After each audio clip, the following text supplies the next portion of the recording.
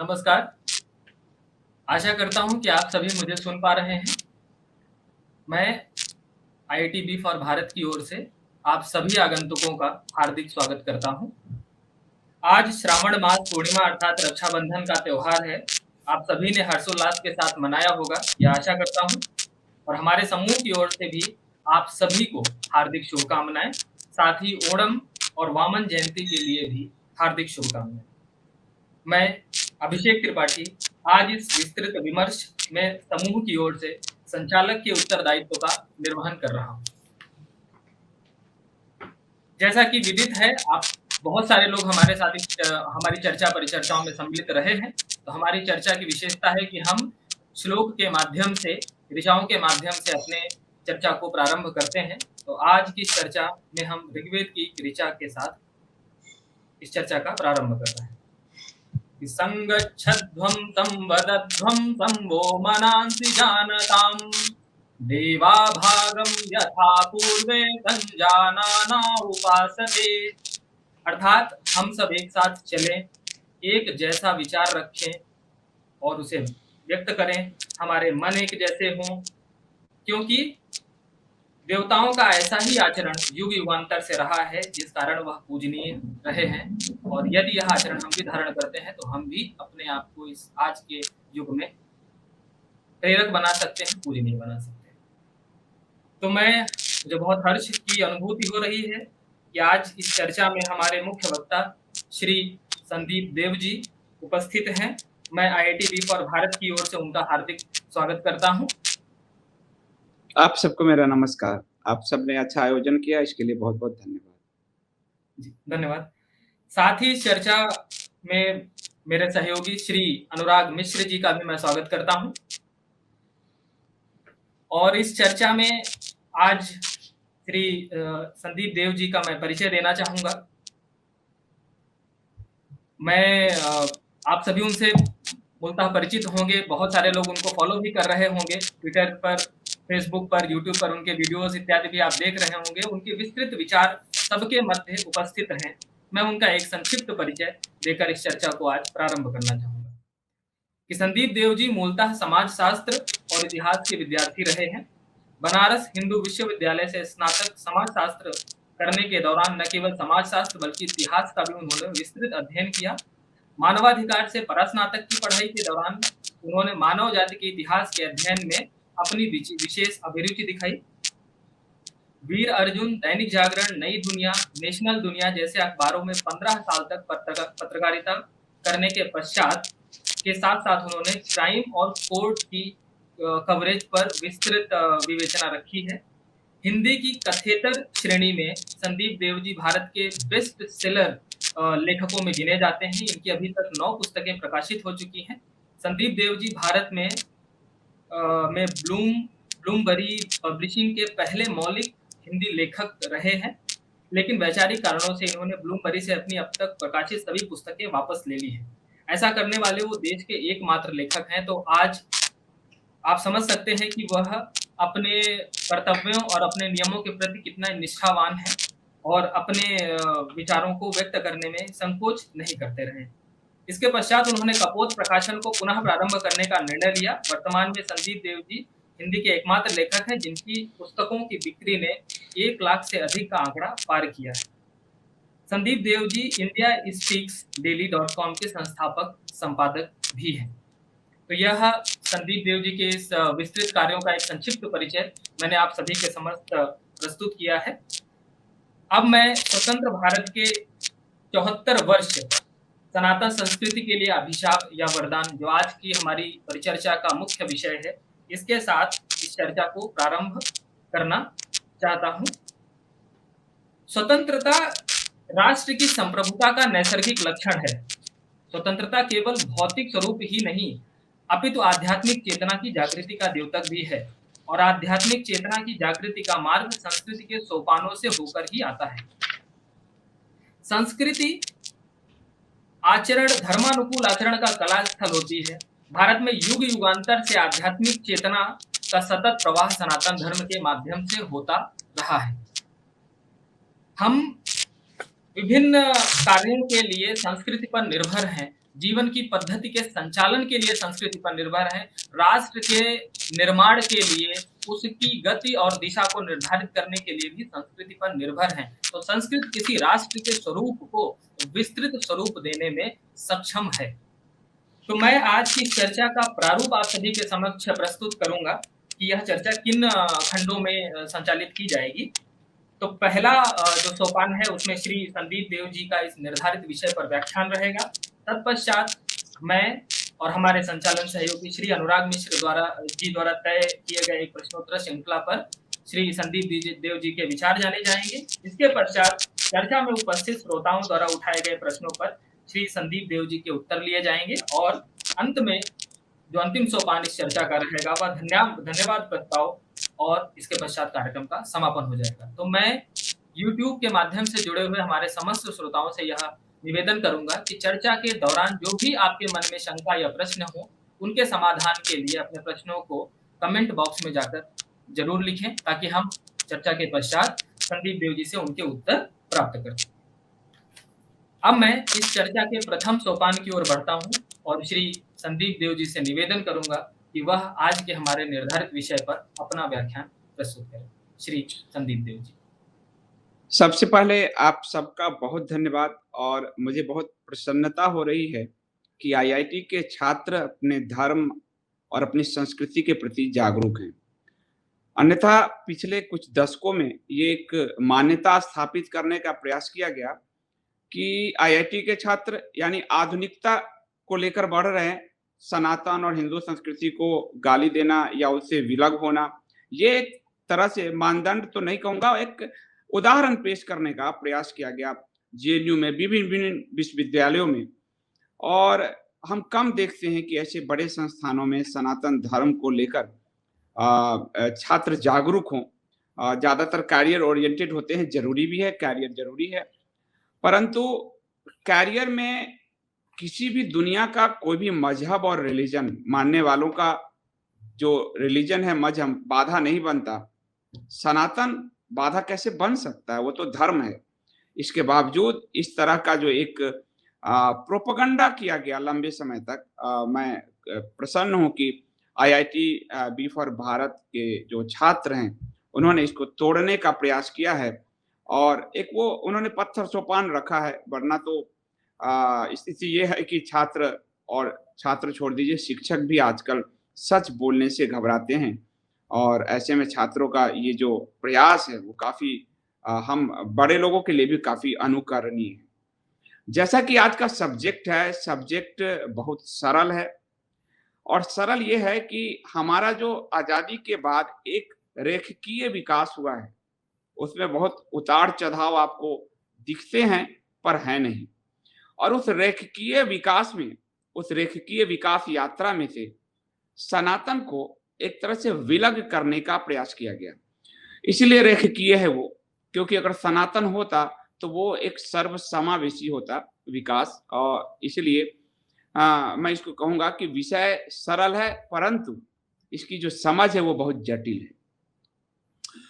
1947 में हम आजाद हुए और 1947 के बाद का जो ये पूरा दशक है और आज तक का दशक है, इस भारत के का जो एक गणतंत्र है, उस भारत गणतंत्र में तीन तरह की एक लिमिटेड विचारधारा को जो है स्थान दिया गया और उस विचारधारा को नाम दिया गया सेकुलर समाजवादी विचारधारा, जिसमें से वामपंथ यानी कि कम्युनिज्म जो है उसका मेन थॉट था, उसी थॉट प्रोसेस से आगे बढ़ा और उसके जो प्रतिक्रिया बाद में एक जो राष्ट्रवादी दक्षिणपंथी विचारधारा उभरी, उस विचारधारा में भी काफी भ्रम की स्थिति बनी रही।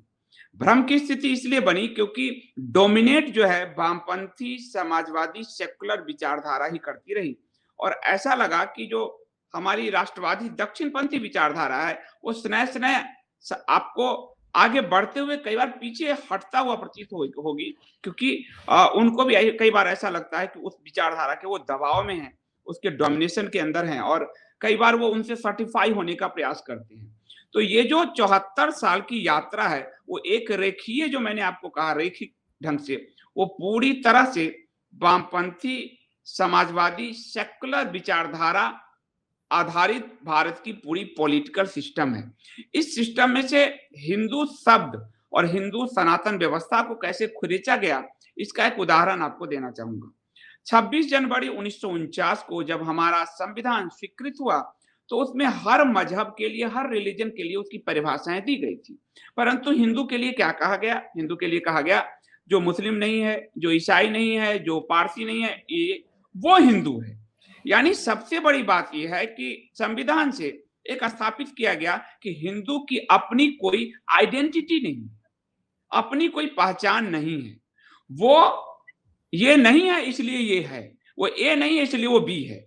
और जब हम कहते हैं कि आप ए नहीं है, आप बी हैं, इसीलिए बी हैं, सिर्फ बी नहीं है, आप इसीलिए बी हैं, तो हम आज 1947 से और आज तक मैं कौन हूं, यानी सनातन क्या है, हिंदू सनातन व्यवस्था है क्या, इसी को ढूंढने में लगे हुए हैं। और बड़ा दुर्भाग्यपूर्ण स्थिति है कि दुनिया की सबसे प्राचीन सभ्यता और संस्कृति के लोग आज भी मैं कौन हूं कि इस जो विभ्रम में जी रहे हैं। और यही इस 74 साल की यात्रा का परिणाम है कि हमसे हमारी पहचान छीनी गई।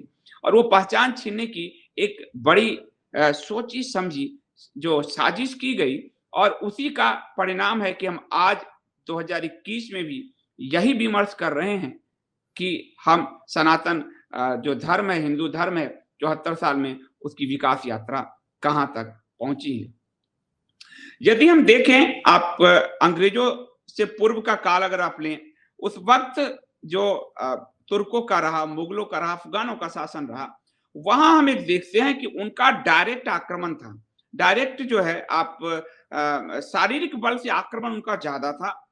और वैचारिक आक्रमण बाद में जब उन्होंने किया तो हमारे लाइब्रेरीज को जलाना शुरू किया, किताबों को जलाना शुरू किया। जब ब्रिटिश का काल आया, उन्होंने इस चीज को दब देखा, और 1857 की क्रांति के बाद उनके दिमाग में आया कि ये जो देश है वो राख से खड़ा हो सकता है।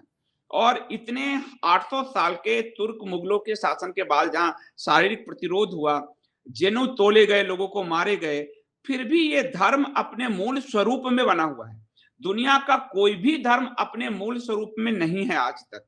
लेकिन आप यदि विवाह करते हैं तो आज भी आप ऋग्वेद के मंत्रों से विवाह करते हैं। तो उसकी जो स्वरूपता है, उसका जो उसका एक एसेंस है, जिसको आप कहिए कि उसकी सुंदरता है, सत्यम शिवम सुंदरम, जो हमारे पिलर हैं 3 सनातन के, तो वो लगातार बना है और दुनिया का कोई धर्म नहीं बना हुआ है। इस कंटिन्यूटी को आगे नहीं बढ़ाता। और कंटिन्यूटी तो छोड़िए, दुनिया में पारसी नष्ट हो गए हैं, जरस्त्रुतवादी नष्ट हो गए हैं, कन्फ्यूशियसवादी नष्ट हो गए हैं, तो बचे कौन है? आप देखिए, यूनान की सभ्यता नष्ट हो गई है, मिस्र की सभ्यता आप देख लीजिए, आप जो मेसोपोटामिया देखिए, इराक हो गया, फारस देखिए, ईरान हो गया, तो सभ्यताएं नष्ट हो गई है। और मोटा मोटा माना जाता है जो प्राचीन 53-54 सभ्यताएं थी, उसमें मूल रूप से भारत की एक सभ्यता ही आज तक कंटिन्यू कर रही है, उसी रूप में कंटिन्यू कर रही है। वरना चीन में भी माओ की क्रांति के बाद चीन का वो जो बौद्ध और कन्फ्यूशियस का वो स्वरूप था, वो विलोप हो गया।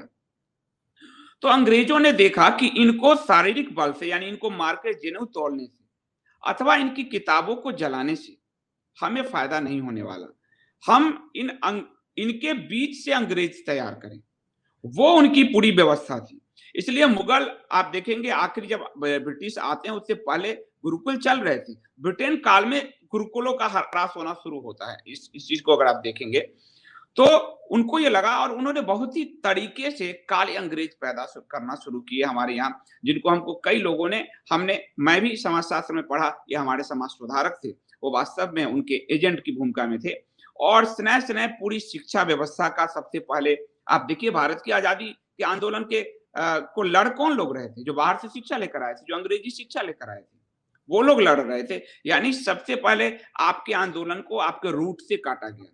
उस रूट को आखिरी समय तक जो जिंदा रखते हैं वो तिलक जी रखते हैं, जो तिलक जी के देहावसान के बाद कांग्रेस पे जो है वो रूट धीरे धीरे कमजोर होता चला गया। और महर्षि अरविंद, जिन्होंने सनातन को राष्ट्रीयता को साबित किया, उन्होंने और कहा कि सनातन ही राष्ट्रीयता है, जो बाद में सावरकर ने जिसको हिंदुत्व कहा और उसका एक पॉलिटिकल जो है एक विचारधारा की तरफ वो ले गए। तो अरविंद होते हैं, तिलक जी होते हैं, गांधी आते हैं।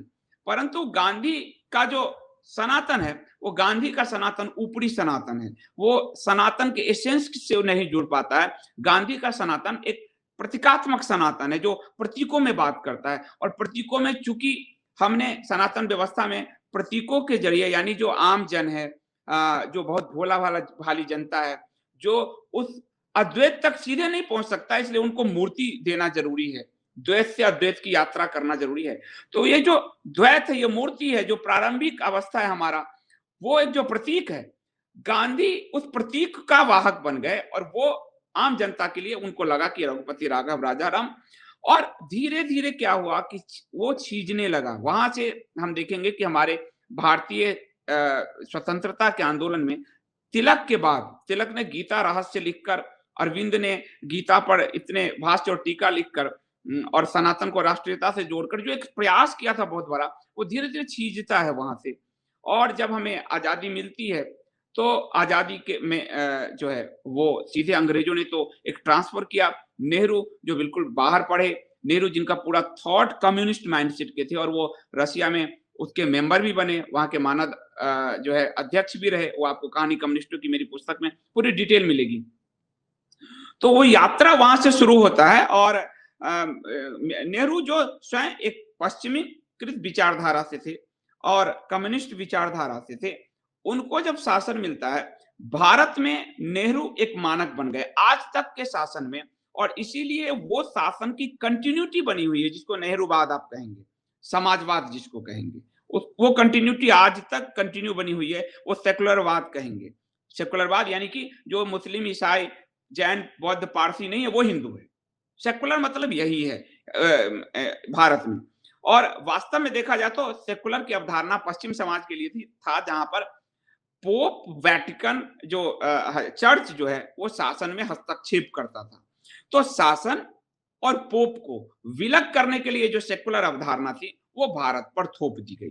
भारत का एक अलग मानस था, एक अलग कल्चर था, भारत की एक अलग शासन व्यवस्था थी। भारत में जब मनु को जनता गई, पहली बार जब जनता गई ब्रह्मा जी के पास और कहा कि हमको एक राजा चाहिए, बिना राजा के हम अराजक हो जाएंगे, तो ब्रह्मा जी ने कहा मनु से कि तुम शासन व्यवस्था संभालो। मनु ने कहा कि मैं अगर संभालूंगा, आप देखिए कितना सुंदर उसमें है, अन्य धर्मों से, अन्य रिलीजन और मजहबों से विलग आपको मिलेगा कि जहां लोग अधिनायक बनना चाहते हैं, जहां लोग तानाशाह बनना चाहते हैं। मनु के पास जब सारी व्यवस्था आ रही थी, तो मनु ने कहा कि मेरे पास जब ये सारी व्यवस्था आएगी, मैं राजा बनूंगा, मैं इनको कंट्रोल करूंगा, तो मेरे अंदर अहंकार का भाव हो सकता है,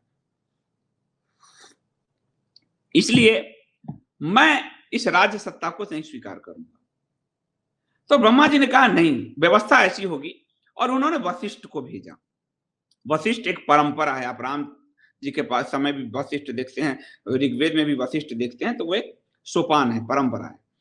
तो वशिष्ठ यानी कि राजदंड, राज पर ब्रह्मदंड, राज व्यवस्था पे ब्रह्मदंड, यानी राज सत्ता धर्म शासित, धर्म यानी कर्तव्य बोध के साथ, और कर्तव्य बोध यानी नैतिकता के साथ राज सत्ता का पालन। इसलिए जब आप राम जी का और वशिष्ठ जब राम जी को देते हैं सलाह, उनको पूरा ज्ञान देते हैं, आप योग वशिष्ठ पढ़िए, बहुत अद्भुत ग्रंथ है वो, पूरी आपको समझ में आएगी। और आप कहेंगे कि क्योंकि कई लोग सनातन को नहीं समझेंगे आज के की पीढ़ी, कि क्या ब्रह्मा जी की बात कर रहे हो, क्या मनु की बात कर रहे हो, तो वो व्यवस्था कैसे कंटिन्यू होती है और कैसे आपको विजय दिलाती है, इसके दो उदाहरण आपको आधुनिक काल में मिलेंगे।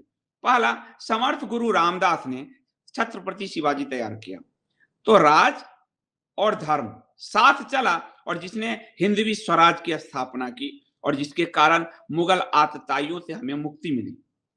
उसके पहले, शिवाजी से भी पहले 1336 में माधवाचार्य जी ने हरिहर और बुक्का, वो दोनों इस्लाम स्वीकार कर चुके थे, उनको धर्मांतरित फिर से पुनः घर वापसी कराया, और हरिहर और बुक्का ने विजयनगर साम्राज्य की स्थापना की माधवाचार्य जी के सानिध्य में,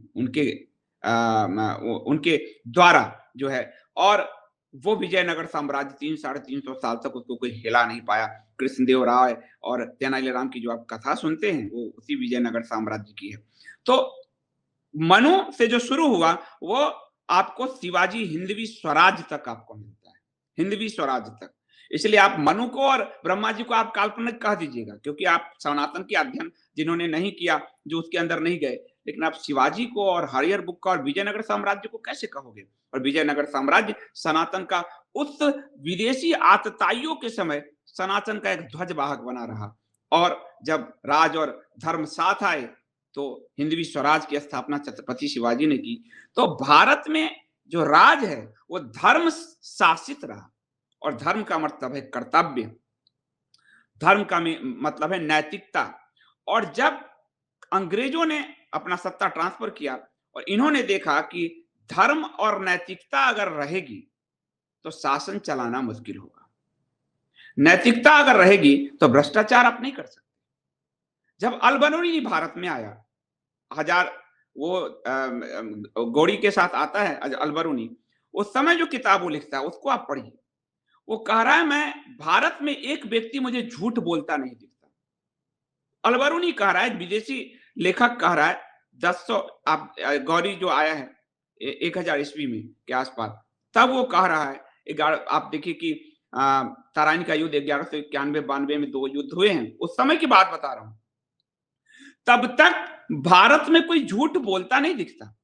वो कहता है भारतीय अपने हाथ में पानी लेते हैं गंगा जल के लिए, और वो उसके लिए अपनी जान तक दे सकते हैं, पर वो झूठ नहीं बोलेंगे। अलबरूनी कह रहा है ये बात कि वो झूठ नहीं बोलेंगे, यानी नैतिकता का पतन नहीं हुआ था समाज में। धर्म शासित समाज कैसा होता है ये आप देखिए। और फिर अलबरूनी कहता है कि यहां जो लेन देन होती है उसमें किसी कागज या साक्ष्य की जरूरत नहीं। जो व्यक्ति है वो अगर लिया है और देने वाला वो उसको स्वीकार करता है, वो कभी उसको कभी नहीं मुकरता नहीं, वो अपनी सत्य निष्ठा के साथ उसको वापिस करता है, और वो कभी झूठ नहीं बोलता। तो ऐसा क्या हुआ कि जो 1100 ईस्वी तक हम एक विदेशी शासक कह रहा है कि एक भारतीय झूठ नहीं बोलता? वो क्या हुआ कि आजादी के बाद सारी सत्ता झूठ की बुनियाद पे खड़ी हो गई। कुछ तो कारण रहे होंगे। और मुगल ब्रिटिशर्स मुगलों का जो ये सोशलाइजेशन हुआ हमारे आजादी के बाद के शासकों पर, वो उसका प्रतिफल है उसका, कि सत्ता से नैतिकता चली गई, सत्ता से कर्तव्य बोध चला गया, और सेकुलरिज्म इसका एक आधार बना। यानी कि सेकुलरिज्म यानी कि धर्म से परे, यानी धर्म को छोड़ देना। धर्म से जब विलग आप हो जाएंगे तो आपको व्यभिचार करना आसान हो जाएगा, आपको भ्रष्टाचार करना आसान हो जाएगा, आपको हर अनैतिकता आपके लिए आसान हो जाएगा। भारत के शासकों का पहला जो मंतव्य, जो पहला शासनकाल ही शुरू होता है जब 1951 के चुनाव शुरू होते हैं, वहां से उस अनैतिकता का आचरण का नंगा नाच आपको दिखना शुरू हो जाएगा। और उसके लिए बहुत लंबा विमर्श हो जाएगा कि रक्षा मंत्री क्या कर रहे थे, प्रधानमंत्री। पहली ही सरकार में आपको भ्रष्टाचार झीप घोटाला हो जाता है। पहली ही सरकार में हमारे जो आप देखिएगा कि हमारे जो रक्षा मंत्री होते हैं, वो रक्षा मंत्री के लिए ब्रिटेन कहता है कि ये यहाँ पे जब उनके पूरे चरित्र को लेकर कह रहा है कि वो यहाँ पूरे कम्युनिस्टों का अड्डा बना दिया है, और मैं आपसे यानी भारत के प्रधानमंत्री से आपके विदेश दूतावास के जरिए नहीं, मेरा जो दूतावास है दिल्ली में उसके थ्रू बात करूंगा। तो नैतिकता का कैसा लोप होता है, और नैतिकता का ये लोप गांधी में भी दिखा, और वही नेहरू पे इफेक्ट करता है, क्योंकि नेहरू जानते थे कि शासन चलाना है तो ब्रिटिश रूल उसी तरीके से धर्म को खरोंच कर अनैतिक आचरण के साथ चलाना होगा। इसलिए सेकुलरिज्म जो है वो नेहरूवादी सेकुलरिज्म ही है अभी भारत में। अब गांधी ने भी सोचा कि वो समर्थ गुरु रामदास हो जाएं, गांधी ने भी सोचा कि वो माधवाचार्य हो जाएं, परंतु गांधी अंदर से आध्यात्मिक नहीं, और जब तक वो खुशबू आपके अंदर से नहीं है वो तो तब तक आपको दिक्कत होगी। ऊपरी आचरण आप कितना भी करेंगे, आप कितना भी प्लास्टिक के फूल लगा लेंगे, वो आप कमल नहीं हो सकते, और गांधी की ये गलती हुई। और इसीलिए गांधी ने उसी आचरण के तहत कि मैं संत और मैं शासक बनाऊंगा, और उन्होंने तो एक लोकतांत्रिक प्रक्रिया का हनन करते हुए सुभाष चंद्र बोस को कांग्रेस के अध्यक्ष पद से हटवाया। कि वो आप कलकत्ता का अधिवेशन अब जब आप देखेंगे, और वो जो आप पूरे है, आप उसको जब पढ़ेंगे तो गांधी आप देखेंगे कि वो लोकतंत्र तक का हनन कर जाते हैं एक नेहरू को बनाने के लिए। और नेहरू 3 बार कांग्रेस के अध्यक्ष बनते हैं, 1929, 1936, 1946। तीनों बार लोकतांत्रिक प्रक्रिया का हनन किया गया। तीनों बार नेहरू को वोट नहीं मिले, लेकिन तीनों बार गांधी जी ने अपने वीटो का, जैसे आज 5 देश करते हैं सुरक्षा परिषद में वीटो का प्रयोग, हमारे खिलाफ चीन करता है और हम रो रहे हैं, उसी तरह वीटो का प्रयोग किया। और गांधी को भी था कि संत के रूप में याद रखा जाए और मेरा एक शासक हो, यानी मेरा एक मानस पुत्र हो। वो मानस पुत्र जो ब्रिटेन की और पश्चिम के पूरी मानस के साथ आया है, कम्युनिस्ट है और धर्म के प्रति वो, उसके अंदर हिंदू धर्म के प्रति घृणा का बोध है, उसको वो तैयार करते हैं। और उसके बाद आप देखते हैं कि सत्ता का जो है जो विशृंखल आचरण है वो शुरू होता है और वहां से फिर एक वंशवाद पनपता है। तो आगे आप देखेंगे इंदिरा गांधी आती है। लेकिन थोड़ा सा कार्यकाल आपको देखिएगा कि लाल बहादुर शास्त्री का जब कार्यकाल आता है, लाल बहादुर शास्त्री पे लिखा नहीं गया बहुत ज्यादा, पर वो मेरी कहानी कम्युनिस्टों की पार्ट 2 का पार्ट है। लाल बहादुर शास्त्री पहले शासक हैं जिन्होंने ये सोच समझा कि भारत की अर्थव्यवस्था को समाजवादी अर्थव्यवस्था से बाहर निकालना पड़ेगा, वो बहुत जरूरी है। और जब वो प्रयास कर रहे हैं, उसका पूरा डॉक्यूमेंटेड है वो दस्तावेज, जो भारत के इतिहास में नहीं पढ़ाया जाता। और उस प्रयास से जब ताशकंद में उसकी रहस्यमय मौत होती है, उसमें एक बहुत बड़ा कारण था क्योंकि वो भारत की अर्थव्यवस्था को समाजवादी अर्थव्यवस्था के दुष्चक्र से निकालना चाहते थे। 1991 में नरसिम्हा राव ने जब इस दुष्चक्र से निकाला, नरसिम्हा राव के लाश के साथ क्या गति की गई, आप लोगों को याद होगा कि उनके साथ कितनी मतलब दुर्दशा की गई उनकी, और वो श्रेय मनमोहन सिंह को दे दिया गया और उनकी दुर्दशा हुई। तो इस तंत्र में कोई भी अगर अलग करने का प्रयास करेगा तो उसके साथ बड़ा बुरा बर्ताव होगा। उसके बाद मोरारजी देसाई की सरकार आई। हमने कहा जनता पार्टी की सरकार है, हमने कहा जनसंघ की सरकार है। जनसंघ की सरकार है तो राष्ट्रीयता से पगी हुई सरकार है, संघ के स्वयंसेवक हैं उसमें। लेकिन चूंकि मैंने आपको कहा कि विचारधारा का दबाव, वामपंथी, समाजवादी, सेकुलर विचारधारा का दबाव, तो आपको इसमें जनता पार्टी की सरकार में, मोरारजी देसाई की सरकार में आपको अल्पसंख्यक आयोग बनता है। आप देखिए, क्योंकि कई बार आप देखेंगे कि उस विचारधारा को, जो विचारधारा आ रही है, उससे बड़ा विचारधारा, मतलब उससे भी बड़ा सेकुलर चैंपियन बनने के लिए, जो मैंने इसलिए कहा कि 2 विचारधारा है जो कंटिन्यू कर रही है, वामपंथी सेकुलर समाजवादी विचारधारा और एक भ्रमित दक्षिणपंथी विचारधारा, दोनों विचारधारा जो है। और वो अल्पसंख्यक आयोग, मतलब जो भारत विभाजन के बाद, जिसका सरदार पटेल ने, जब फिर से संविधान सभा में बात उठी तो उन्होंने कहा कि जिन लोगों ने विभाजन मांगा था वो आप ही लोग थे और विभाजन दे दिया गया है, अब ये नहीं होगा। वो सरदार पटेल के रहते नेहरू हिम्मत नहीं कर पाए और नेहरू की फिर से हिम्मत इस बात की नहीं हुई कि वो, हालांकि उन्होंने, जब आप देखेंगे पूर्वी बंगाल के मुद्दे पर, और श्यामा प्रसाद मुखर्जी इसीलिए अलग हुए थे।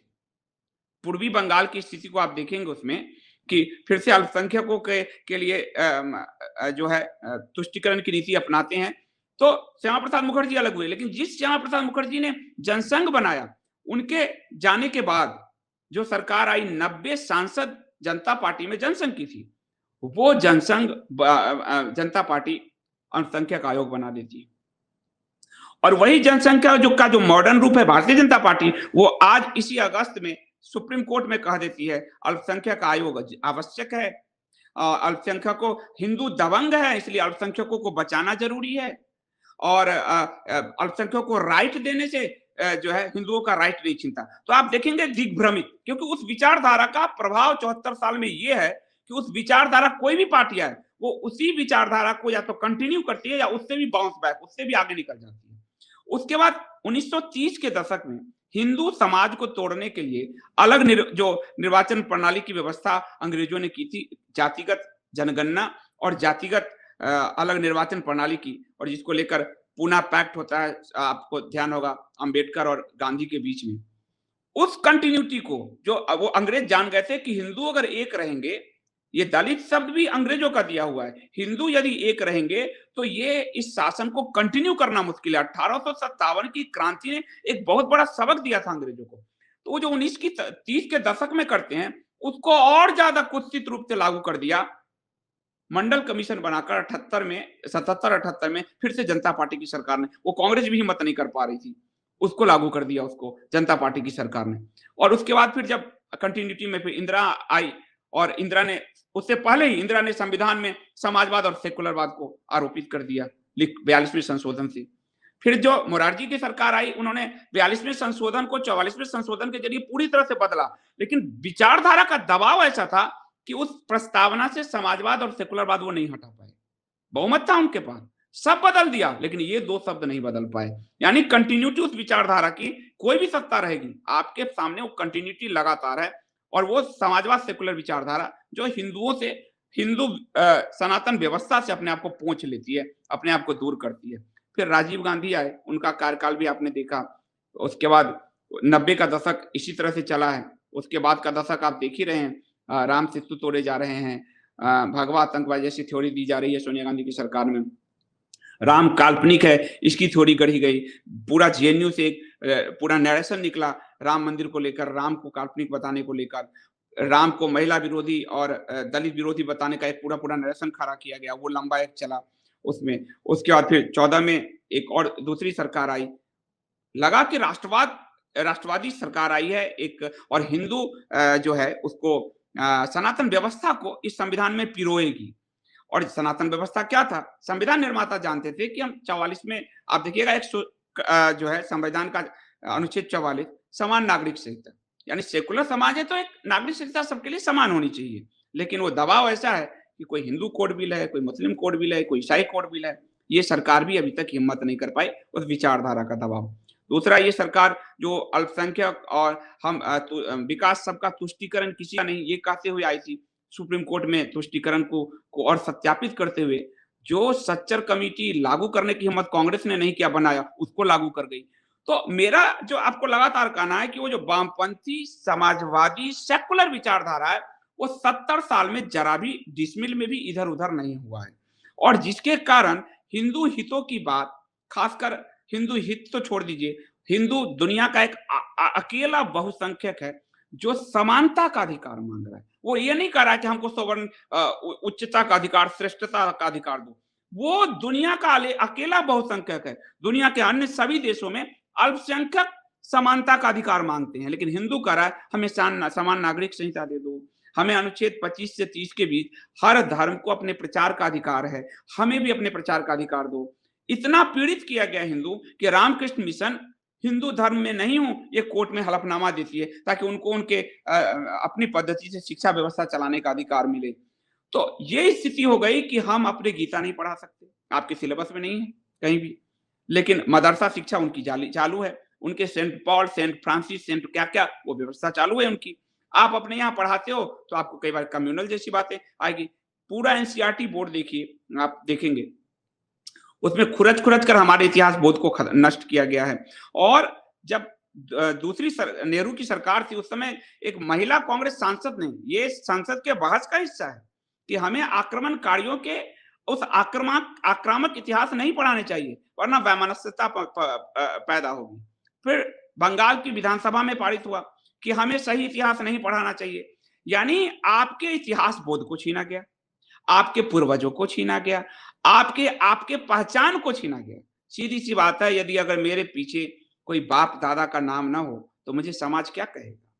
और इसी को साबित करने का प्रयास किया गया कि हिंदुओं का अपना एक कल्चर नहीं है, भारत कोई राष्ट्र नहीं है। आज भी सैफ अली खान कहता है कि ब्रिटिशर्स ने इंडिया दिया, जबकि भारत आज की है। आप ऋषभ देव के पुत्र जर भारत आप देखिए, और जो शांतनु के पुत्र भारत, उनके नाम पर भारत है, लेकिन वो कह रहे हैं कि भारत तो आज बना। तो भारत आज बना तो शंकराचार्य ने 4 मठों की स्थापना कैसे 4 कोनों पे कर दी? सांस्कृतिक रूप से भारत तो हमेशा से एक था, लेकिन आज भी ये चीज थोपी जाती है। तो आपसे आपकी पहचान, और ये बात आप तय मानिए कि जब आपसे आपकी पहचान छीन ली जाएगी तो बहुत लंबे समय तक कुंठा बोध रहता है। अपनी पहचान की तलाश में ही हम भटकते हैं।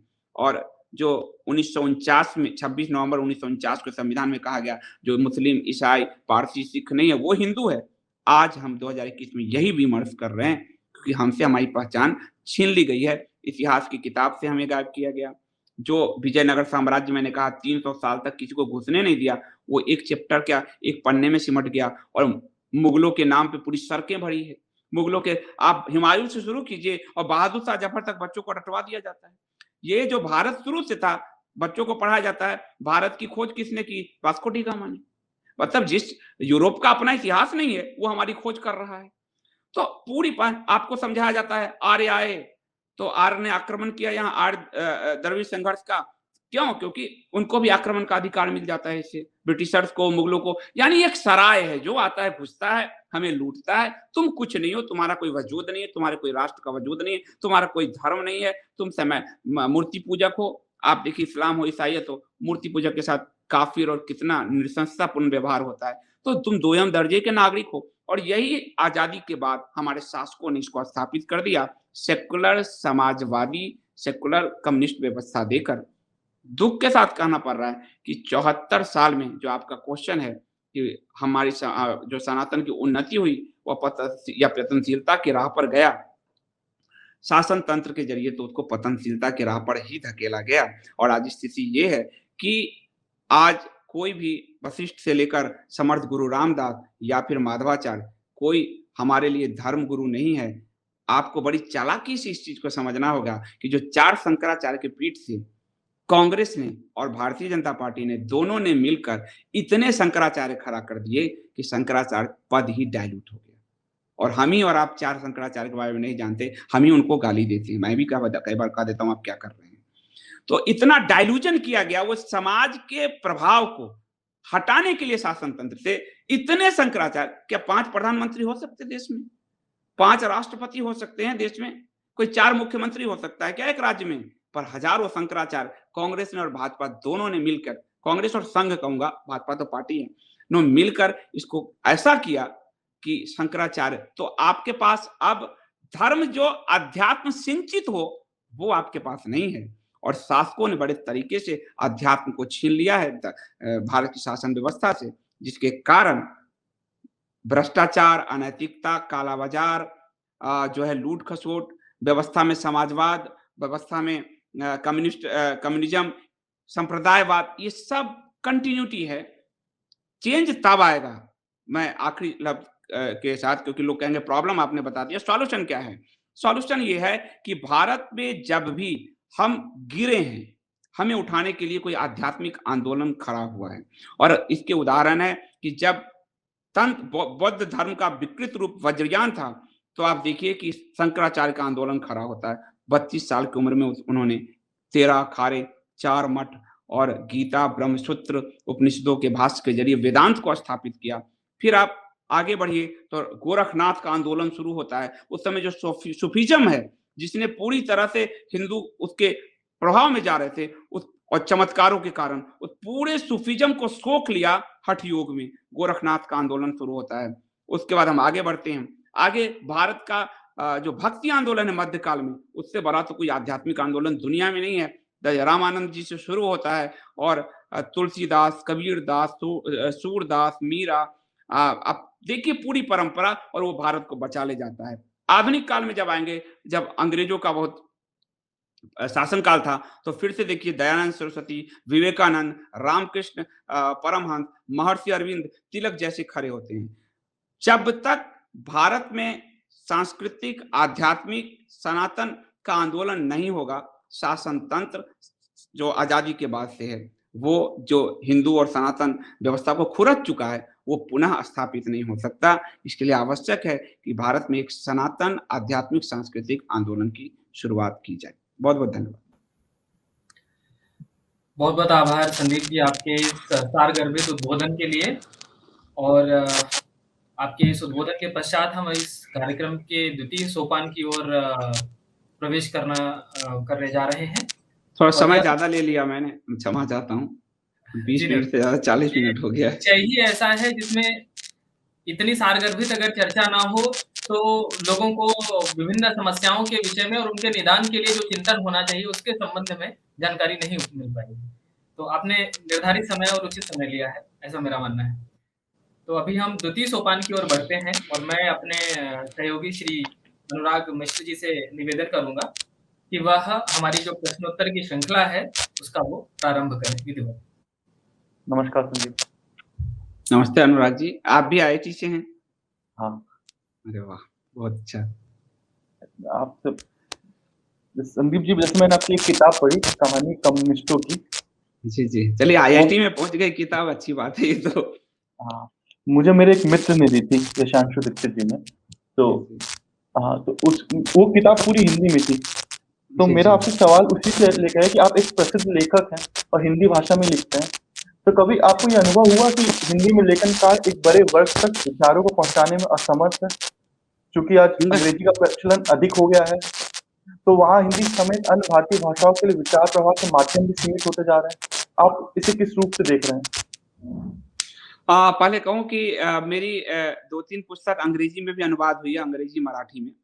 पर मैं आपको तुलसीदास जी का उदाहरण दूँगा। जब तुलसीदास जी ने उस समय जो आज की अंग्रेजी की स्थिति है, उस समय संस्कृत की स्थिति थी। और तुलसीदास जी ने जब अवधी में रामचरितमानस लिखा, तो उनका बड़ा विरोध किया, काशी में बहुत ज़्यादा विरोध हुआ उसका। लेकिन आज रामचरितमानस की 2-4 चौपाई तो आप भी जानते हैं। असल में हमारा जो हिंदी समाज है, जो खासकर आप देखिए एक पॉलिटिकल थॉट ले लीजिए कि मध्य प्रदेश, यूपी, बिहार, ये जो पॉलिटिकल थॉट जहाँ से ज़्यादा सीट आती है, निकल के आ रही है। अंग्रेजी के लोगों के पास एक साधन है, वो कई लोग दुनिया भर के साहित्य को पढ़ भी लेते हैं। हिंदी के लोगों को साहित्य उपलब्ध ही नहीं कराया गया। ये बहुत बड़ी विडंबना है। आपको आश्चर्य होगा कि आप बताइए कि हिंदी में कौन-सी इतिहास की किताब है? सब अनुवादित किताब है। अंग्रेजी में जो लिखी गई बिपिन चंद्र, सुमित सरकार, रोमिला, उसका अनुवादित है।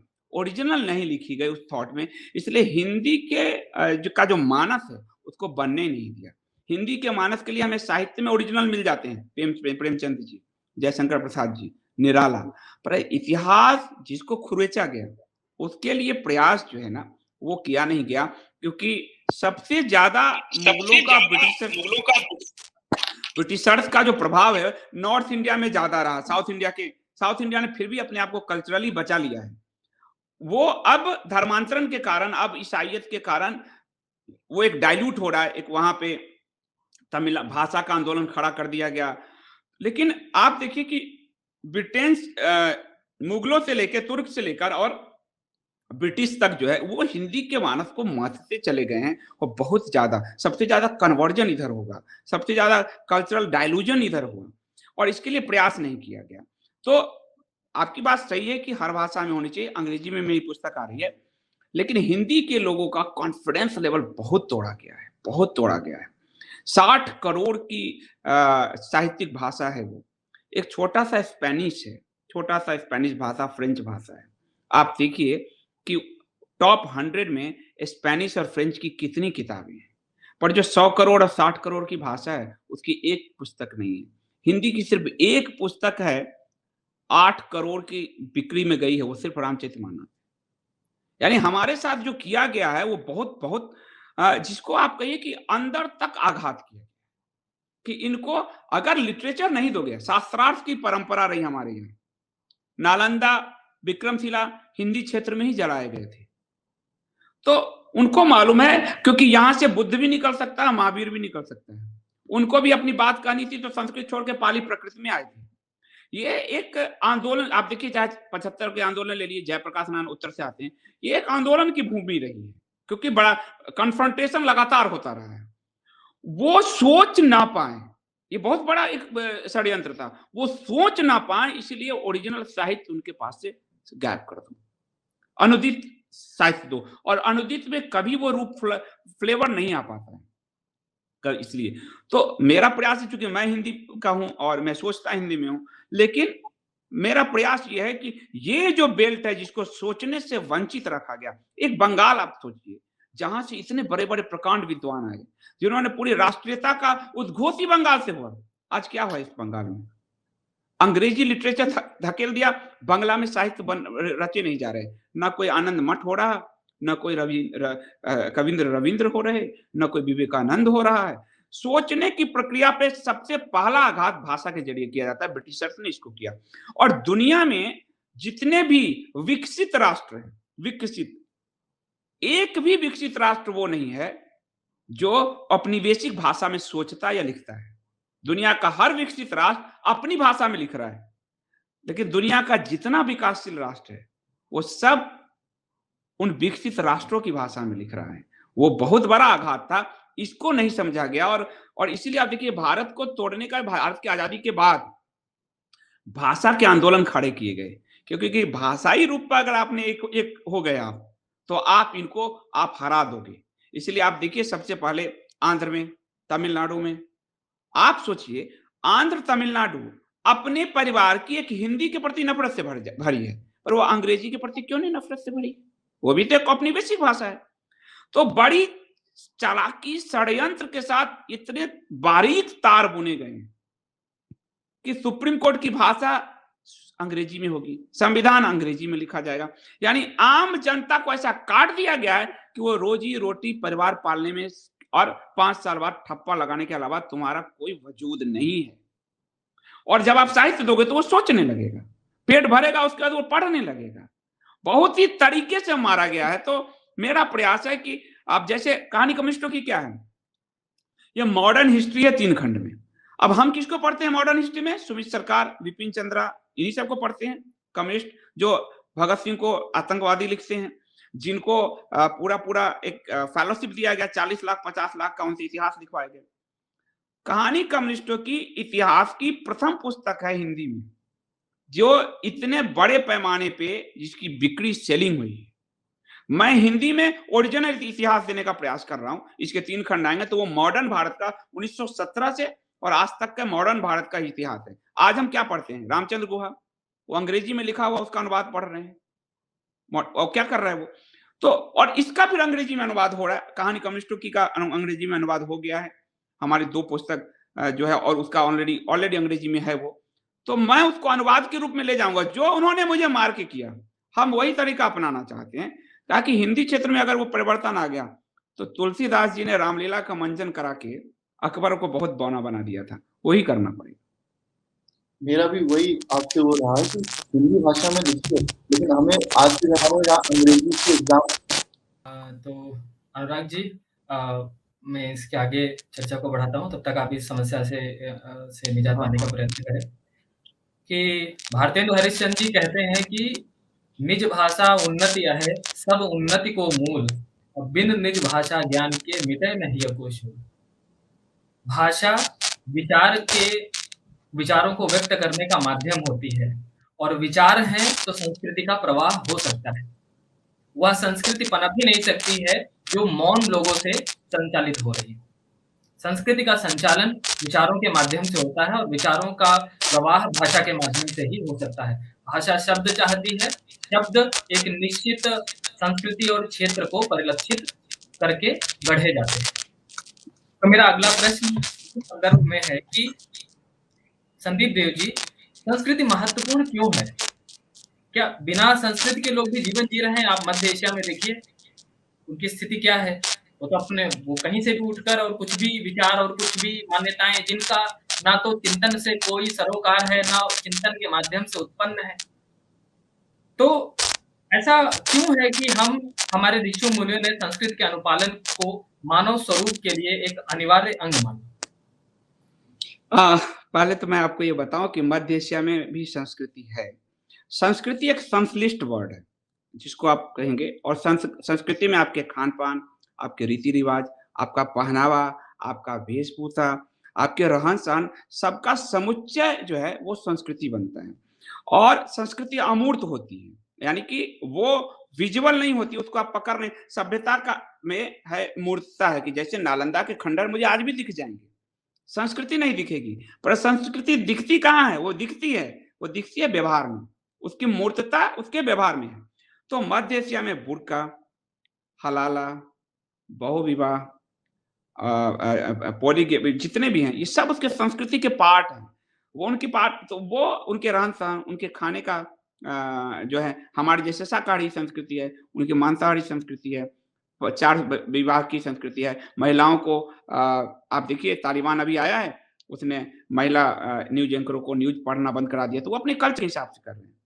तो संस्कृति एक संश्लिष्ट वर्ड है जिसमें ये सब आ जाते हैं। और इसीलिए हमारे ऋषि मुनियों ने कहा कि यदि आप अपने पहनावा को छोड़ देंगे, अपने रहन सहन को छोड़ देंगे, अपने खान पान को छोड़ देंगे, तो आप तो बदल जाएंगे। तो मैकाले इसको समझता था। मैकाले ने कहा काले अंग्रेज पैदा करने हैं, यानी तन से भारतीय रहे, यहां से वो उसकी संस्कृति बदल दो, उनको कॉन्वेंट की शिक्षा दो। अब हमारे मिलॉर्ड जितने बैठे हैं सुप्रीम कोर्ट, हाई कोर्ट में, वो कभी अपनी भाषा में बात नहीं करते, और वो क्या कहते हैं, अभी एक फैसला से आप समझिए, हमारे यहाँ क्या था, विवाह पूरे मानव सभ्यता में संस्कार जो संस्कृति है वो पूरे एक हिंदू सनातन व्यवस्था में विवाह एक संस्कार है। बाकी खुद इस्लाम कहता है कि वो एक कॉन्ट्रैक्ट है, ईसाईयत कहती है कॉन्ट्रैक्ट है जो है। अब एक मिलोड सुप्रीम कोर्ट का फैसला देते हैं। फैसला क्या देते हैं कि सबसे पहले कि अगर पत्नी है और पति चाहे तो एक स्त्री घर में ला सकती है, और पति है तो पत्नी चाहे तो कोई पुरुष साथ में लेकर घर में आ जाए, कोई बुरी बात नहीं है। उसके बाद आपके कहें गे राइट्स हैं। ये क्या हुआ, क्योंकि वो संस्कृति से कटे हुए हैं, वो वेस्टर्न संस्कृति के पार्ट हैं, इसलिए वो इस सभ्यता को अब बचपन से आप अपने बच्चों को हम कहाँ डालते हैं, सेंट पॉल, फ्रांसिस, पता नहीं क्या क्या डालते हैं। वो थॉट का प्रोसेस वही हो जाता है। वो आप देखिए कि अगर आप तुलसी की पूजा करेंगे तो कहेंगे अंधविश्वासी है, पर वो प्लास्टिक का जो है वो वृक्ष पूजते हैं 25 तारीख को। ईसा मसीह का जन्म बिहू नहीं हुआ था, लेकिन उसको जन्मदिन मना के वो बच्चा, हमारे भी हिंदू के भी बच्चे वो सांता क्लॉज बना के घुमाते हैं वो। तो संस्कृति बड़ा संश्लिष्ट वर्ड है, इसको कहीं भी वो जो है, और वो सापेक्ष है, हमेशा वो निरपेक्ष, वो सापेक्ष है। तो संस्कृति मध्य एशिया में भी है, और हमारे लिए संस्कृति इसीलिए आवश्यक है क्योंकि उन्होंने प्रयास ही किया कि हम अपनी संस्कृति से खुरच जाएं। भाषा हमारी संस्कृति का पार्ट है, और उन्होंने उसको खुरचने का प्रयास किया कि अपनी भाषा, और आप अपने मदर टंग में जितना बेहतर सोच सकते हो, आप किसी उधार की भाषा में वैसा नहीं सोच सकते। इसलिए आप देखिए मराठी में लिखते हैं तिलक, दुनिया उनका अनुवाद करेगी, पर वो लिखेंगे उसी में। आप देखिए कि देवकी नंदन खत्री हुए हमारे यहाँ से बनारस, और उनको पढ़ने के लिए लोग हिंदी सीखने लगे थे, तो हम वो करते क्यों नहीं? हमें अपने कल्चर को अगर बढ़ाना है तो वो संश्लिष्टता के साथ संस्कृति का बोध बहुत जरूरी है। आपने टीका लगाया, ये संस्कृति है, ये रक्षाबंधन हमारी संस्कृति है। तो ये पूरा एक संश्लिष्ट जिसको कहिए कि उसमें सब कुछ समाहित हो जाता है, और इसीलिए संस्कृति अगर नहीं रहेगा तो बिना माँ बाप के बच्चों को जो कहा जाता है वही हमें कहा जाएगा। धन्यवाद आपके इस उत्तर के लिए। और मैं निश्चित तौर पर इस मध्य एशिया वाले विषय पर मैं जानता हूँ, विचार भी करता था, लेकिन मैं उसको संस्कृति से परे विचारों के रूप में वो मैंने इसलिए कहा कि संस्कृति सापेक्ष है, ये उनकी संस्कृति, वो मेरे लिए संस्कृति नहीं। जैसे हमारे यहाँ देवता और असुर होते थे, देव संस्कृति, असुर संस्कृति, दो संस्कृतियां थी। जी। तो संस्कृत को सापेक्ष कहा गया संस्कृति को, तो उनके लिए वो संस्कृति है, मेरे लिए वो अपसंस्कृति हो सकती है, और मेरी मूर्ति पूजा उनके लिए अपसंस्कृति है, मेरे लिए वो संस्कृति है, तो वो सापेक्ष है बिल्कुल। जी, निश्चित रूप से, निश्चित रूप से। तो मैं अगले प्रश्न की ओर बढ़ता हूँ इसी प्रश्न की श्रृंखला में, कि किसे संस्कृति कहा जा सकता है, अर्थात संस्कृति के मापदंड क्या हैं? आपने कई सारे हमें बताए, अगर इसकी एक थोड़ी और विस्तृत विवेचना कर देंगे तो हमारे लिए भी आवश्यक हो जाएगा कि वह कौन से सिद्धांत हैं जिनके आधार पर किसी जीवन पद्धति को संस्कृति का नाम दिया जा सकता है? वो एक शब्द है सिर्फ, व्यवहार। आपका एक वाक्य की भी जरूरत नहीं। मैंने कहा कि संस्कृति अमूर्त है, पर उसकी मूर्तता आपके व्यवहार में। तालिबान अगर महिलाओं को अंदर बुर्का में ठूस रहा है तो वो उसकी संस्कृति दिखा रहा है उसके व्यवहार में। और हम अगर अपनी आज हमने रक्षाबंधन पे भाई बहन का त्योहार कहीं नहीं मनाया जाता, ये हम अपनी संस्कृति का उद्घोष कर रहे हैं। ये एक ही शब्द है कि आपके बिहेवियर में वो झलकना चाहिए, और आपके बिहेवियर में वो झलकना भी नहीं चाहिए। आपके बिहेवियर में जो झलक रहा है वही आपकी संस्कृति है। एक शब्द है, व्यवहार। निश्चय, निश्चय। तो संदीप जी, मेरा अगला प्रश्न, आपको मेरी आवाज अच्छे से आ रही है? हाँ, अब आ रही है। अच्छा, ठीक है। तो मेरा अगला सवाल ये, क्या आप सनातन धर्म को एक मानक संस्कृति मानते हैं? सबसे ज्यादा, क्योंकि दो चीज देखिए, सनातन जी को हो रहा है, सनातन एक संश्लिष्टता का बोध, यानी वहां सर्व समावेशी है, बहुलतावाद है, यानी वहां सबको जीने का अधिकार है। इस्लाम कहता है काफिरों को जीने का अधिकार नहीं। ईसाईयत कहती है कि जो ईसा को नहीं मानता उसको जीने का अधिकार नहीं। लेकिन सनातन कहता और ऋग्वेद के एक श्लोक से ही आपको लगेगा कि वो सबसे बड़ा मानक है। एकम सत्य विप्र बहुधा वदंती, मार्ग सत्य एक है अलग अलग मार्ग के राही हैं और उसी सत्य तक पहुंचेंगे। हिंदू सनातनी के लिए यदि कोई पैगंबर को पूज रहा है तो भी वो सनातनी है, क्योंकि वो उसको उसमें राइट है। लेकिन उनके लिए हम मूर्ति पूज रहे हैं तो हमें ये राइट नहीं है, हमारे लिए ये मार्ग बंद हो जाते हैं। हमको मुस्लिम ही होना होगा, ईमान लाना होगा, आप समझिए उनको हमको। और सनातन में आत्मिक उन्नति, व्यक्तिगत उन्नति पे जोर है। यानी सनातन ये घोषणा कर सकता है कि अहम ब्रह्मास्मि, तुम्हारे अंदर ईश्वर होने की क्षमता है।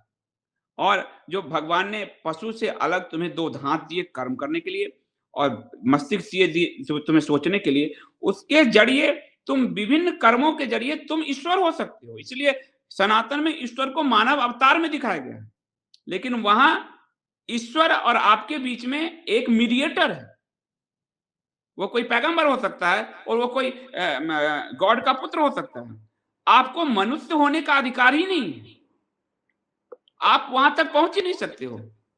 आज आप समझिए कि दिल्ली के प्रॉपर्टी डीलर वाली कल्चर है कि आपको एक प्रॉपर्टी खरीदना है, थ्रू डीलर आपको जाना पड़ेगा, तो आपके पास राइट नहीं है वहां। और सनातन सर्वसमावेशी है। अब एक इसको उदाहरण देते हैं कि एक शिव जी का परिवार ले लो आप, सांप भी है, मोर भी है, दोनों एक दूसरे के शत्रु हैं। सांप भी है और मूसक भी है, दोनों एक दूसरे के शत्रु हैं। सर्वसमावेशी यानी सबके जीवन का अधिकार। हम तो चींटी को भी आटा डालने वाले लोग हैं, यानी उसमें भी वो प्राण है।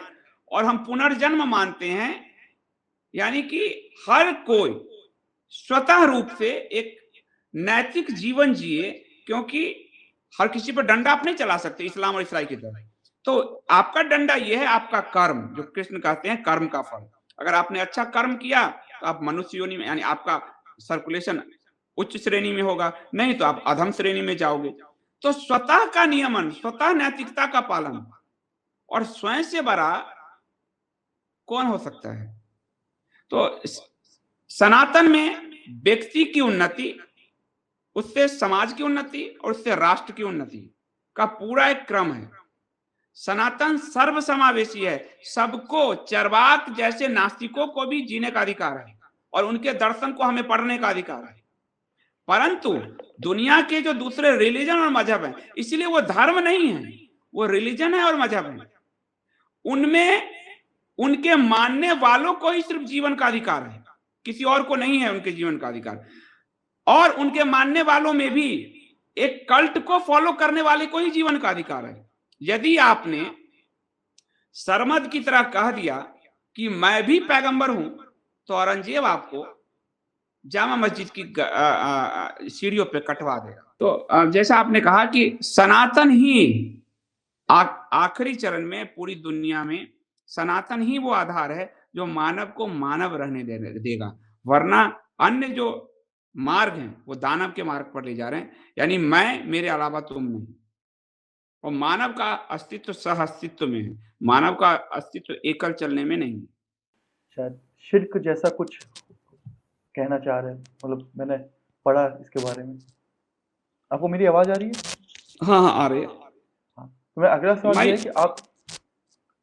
ये है कि आप जर्नलिज्म में काफी सालों से हैं, तो आपके अनुसार ऐसा कौन सा पॉलिटिकल एस्टेब्लिशमेंट द्वारा बनाया गया रूल, कानून, एक्ट जिसने सनातन धर्म को सबसे ज्यादा चोट पहुंचाई है?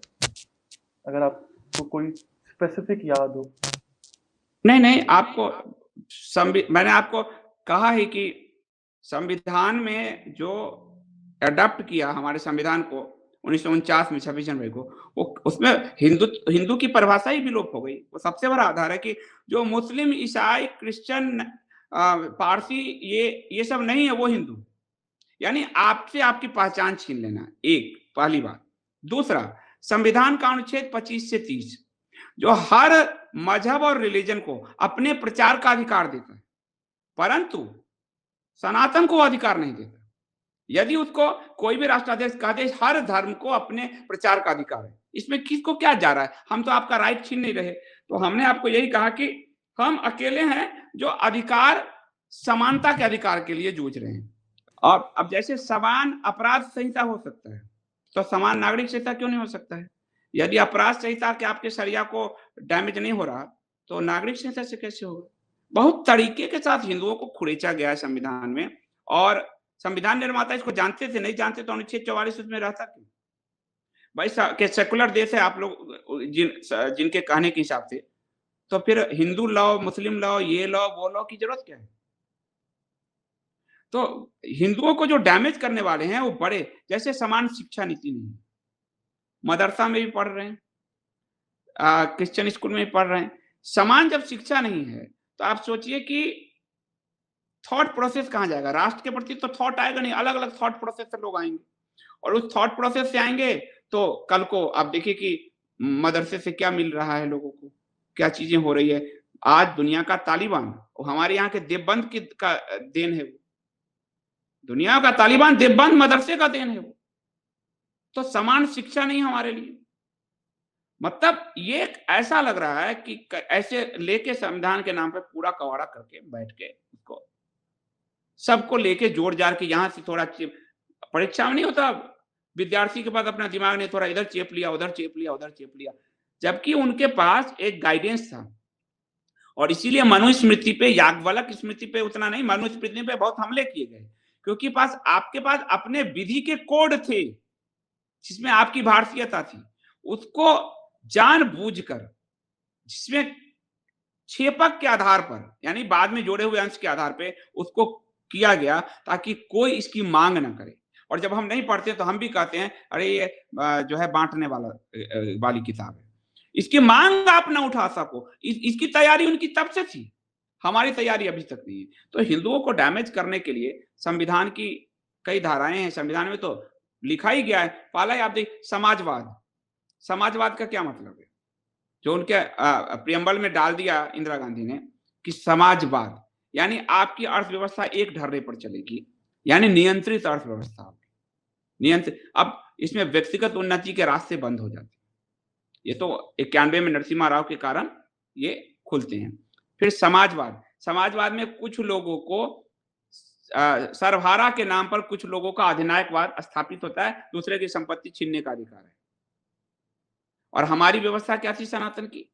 उसमें आप देखिए, अगर आपने उस जमाने की सार्थ, राजा के दरबार में व्यापारी भी बैठते थे, हम सिल्क रूट हमारा था और हम दुनिया के अर्थव्यवस्था में 30% का योगदान देते थे, हमें पूरा नियंत्रित ऐसे जकड़ दिया गया ताकि आप विकास न करें। हम जो जातियां कहते हैं वो असल में गिल्ड थी, जो व्यापारी गिल्ड होते हैं, और हमारे उन सारी को छीन लिया गया। और आप देखिए आज हमारे नाई और बढ़ई का काम दूसरे मजहब को ट्रांसफर किया गया, और हमारे बच्चे 15-20 हजार की नौकरी के लिए भटक रहे हैं। आरक्षण का एक झुंझुना पकड़ा दिया गया। मालूम है आरक्षण किसी को नहीं मिलना है, उस क्रिमिलियर को मिलना है जो उन्हीं के बच्चे। पासवान कम्युनिटी है तो रामविलास पासवान एंड फैमिली को मिल जाएगा, उस लालू यादव एंड फैमिली को मिल जाएगा, बहुत क्रिमिलियर को मिलेगा, सबको नहीं मिल पाएगा। लेकिन वो झुंझुना थमा दिया ताकि आप सरकारी नौकरी के लिए मरते रहो, और आपके बढ़ाई का काम एक मजहबी ले गया, आपके नाई का काम एक मजहबी लेके गया, लोहार का काम आपका। तो वो जो व्यवस्था थी जिसमें एक स्थिरता थी और एक वो व्यापार का रूप लेता था, सार्थवाह कहा गया है, जो व्यापारियों को लेके पूरे सिल्क रूट पे यहां से मध्य एशिया और यूरोप तक जाते थे, वो सब खत्म कर दिया गया। और अब सरकारें क्या कह रही है? हमारे पास सरकारी नौकरी नहीं है, यही कह रही है ना। यानी कितना बड़ा छल हुआ, आप सोच रहे हो? पहले ये झुंझुना दिया, अब कहा कि हमारे पास नहीं है जी। तो बहुत तरीके से जाति को उभार कर हिंदुओं को बांटा गया, क्योंकि इसमें एक बोध नहीं होना चाहिए, आत्मबोध एक नहीं होना चाहिए। और फिर उसके बाद वो जो आपके व्यापार, आप जो योगदान देते थे दुनिया में, वस्त्र उद्योग में, आप देखिए जुलाहे आप किस मजहब के हो गए सब, आप लोहार अब कहाँ कौन चले गए, सारी आपकी जो व्यवस्था है वो पूरी ट्रांसफर होती जा रही है। हम 20,000 की नौकरी के लिए परीक्षा पास करने में लगे पड़े हैं, और उसमें भी सरकार करे कि अब तो हम निजीकरण करेंगे। तो बड़े तरीके के साथ मारा गया है। मैं निजीकरण का विरोधी नहीं हूं, मैं समर्थक हूं, लेकिन जब आपको यही करना था तो जातिगत वैमनस्यता क्यों समाज में बो दिया? किस लिए बोया? आज भी इस सरकार ने, मोदी सरकार ने अभी ओबीसी आरक्षण वाला जो संविधान, सुप्रीम कोर्ट ने एक बहुत अच्छी व्यवस्था दी कि केंद्र तय करे कि कौन कौन सी जातियां ओबीसी में आएगी, कौन कौन सी जातियां, एक मानक होना चाहिए। राज्यों को जो अधिकार, राज्यों के पास कोई अधिकार नहीं था। राज्य अपने पॉलिटिकल माइलेज के लिए कोई मराठा शामिल कर रहा है, कोई कुछ शामिल कर रहा है। ममता बनर्जी ने बंगाल में 170 ओबीसी ग्रुप में 112 मुस्लिम है, मजहबी आरक्षण दे दिया ओबीसी की आड़ में, ओबीसी के हमारे भाइयों का अधिकार छीन के। तो सुप्रीम कोर्ट ने इस पे रोक लगाया कि अवैध है, लेकिन पॉलिटिकल के लिए मोदी सरकार ने सुप्रीम कोर्ट के फैसले पलट दिया और लोकसभा राज्यसभा में उसको फिर से लागू, राज्यों को अधिकार दिया। नौकरी किसी को नहीं देंगे राज्य, शिक्षक अस्थायी रखे जा रहे हैं, लेकिन जाति शामिल करते जाएंगे, समाज को बांटते चले जाएंगे। और मजहबी आरक्षण बंगाल में पुलिस फोर्स में 96% ओबीसी लिस्ट वाले मुस्लिम। तो जिस मजहबी आरक्षण से संविधान ने मना किया था, वो मंडल कमीशन के बाद रास्ते खोल दिए इन्होंने। और आज इस सरकार ने तो और 2 कदम आगे बढ़ के कर दिए कि सुप्रीम कोर्ट ने अच्छा अवसर दिया था वाजपेयी जी की तरह कि आप इसकी समीक्षा करते। उन्होंने संविधान समीक्षा आयोग बनाया था, वेंकटचलैया आयोग बनाया था। समीक्षा करने की जगह और हथियार दिया कि आप लागू करो। मालूम है कुछ होना जाना नहीं है। तो हिंदुओं को आप कह रहे हो एक अनुच्छेद, मैं तो धारा इतना गिना दूं कि मैं तो है ही नहीं हिंदुओं के लिए कुछ भी। जी संदीप जी, वही बात हुई कि कहीं की ईंट कहीं का रोड़ा, भानुमति ने कुनबा जोड़ा। इस संविधान के लिए तो यही कहा जा सकता है कि कहीं से कुछ भी उठा लिया है, ना नीतिगत सिद्धांतों के विषय में कोई विचार किया और ना ही उन्हें लक्षित रख के नियमों का नियमन किया गया या सूत्रपात किया गया। अनुराग जी, आप म्यूट कर लीजिए। मेरा एक प्रश्न है इसी श्रृंखला में कि ये भारत की जो ये वर्तमान पीढ़ी है, भावी पीढ़ी है, ये उससे जुड़ा हुआ है। हाँ जी, तो यह प्रश्न भारत की वर्तमान और भावी पीढ़ी से जुड़ा हुआ है, जो अपनी सनातन संस्कृति के प्रतीकों को धारण करने से में हिचक रखती है, लज्जा अनुभव करती है। हमारा मानना है कि मैकाले की शिक्षा पद्धति इसका एक प्रमुख कारण है, जो बाल्यकाल से ही बच्चों को सनातन संस्कृति के प्रति एक पूर्वाग्रह से भर देती है। वहीं भारत में विद्यमान जो अब्राहम पद्धति के मतावलंबी हैं, वह अपनी पद्धति को सफलतापूर्वक अपनी आगामी पीढ़ियों में संस्थापित करते जा रहे हैं। इस कारण सनातन संस्कृति के सतत प्रवाह पर एक संकट मंडरा रहा है। आप इसके पीछे क्या और कारण देखते हैं? देखिए, सबसे पहला कारण तो बराक ओबामा जब आए थे तो उन्होंने एक बड़ी अच्छी बात कही थी। भारत की मजबूती का एक आधार जो है वो परिवार है और प्राथमिक इकाई सनातन धर्म में परिवार को माना गया है। परिवार ही उस अंधी दौड़ में है कि वो समय निकालकर बाइबल और कुरान पढ़ते हैं। हमारे रामायण लाल कपड़े में बंधा है पूजा घर में, गीता लाल, महाभारत नहीं पढ़ते कि भाई भाई में झगड़ा हो जाएगा और सब झगड़ रहे हैं। तो परिवार में ही समाजीकरण की व्यवस्था नहीं है। हमारी दादी नानियां हमें कहानी सुनाती थी, आज हमने बच्चों को क्रच में डाला है, दादी नानियों को हमने वृद्धाश्रम डाल दिया है। तो मैकाले जो कह रहा था उसको हमने फलीभूत करके दिखाया है। हम अंग्रेजों से भी बड़े अंग्रेज पुत्र साबित हो रहे हैं।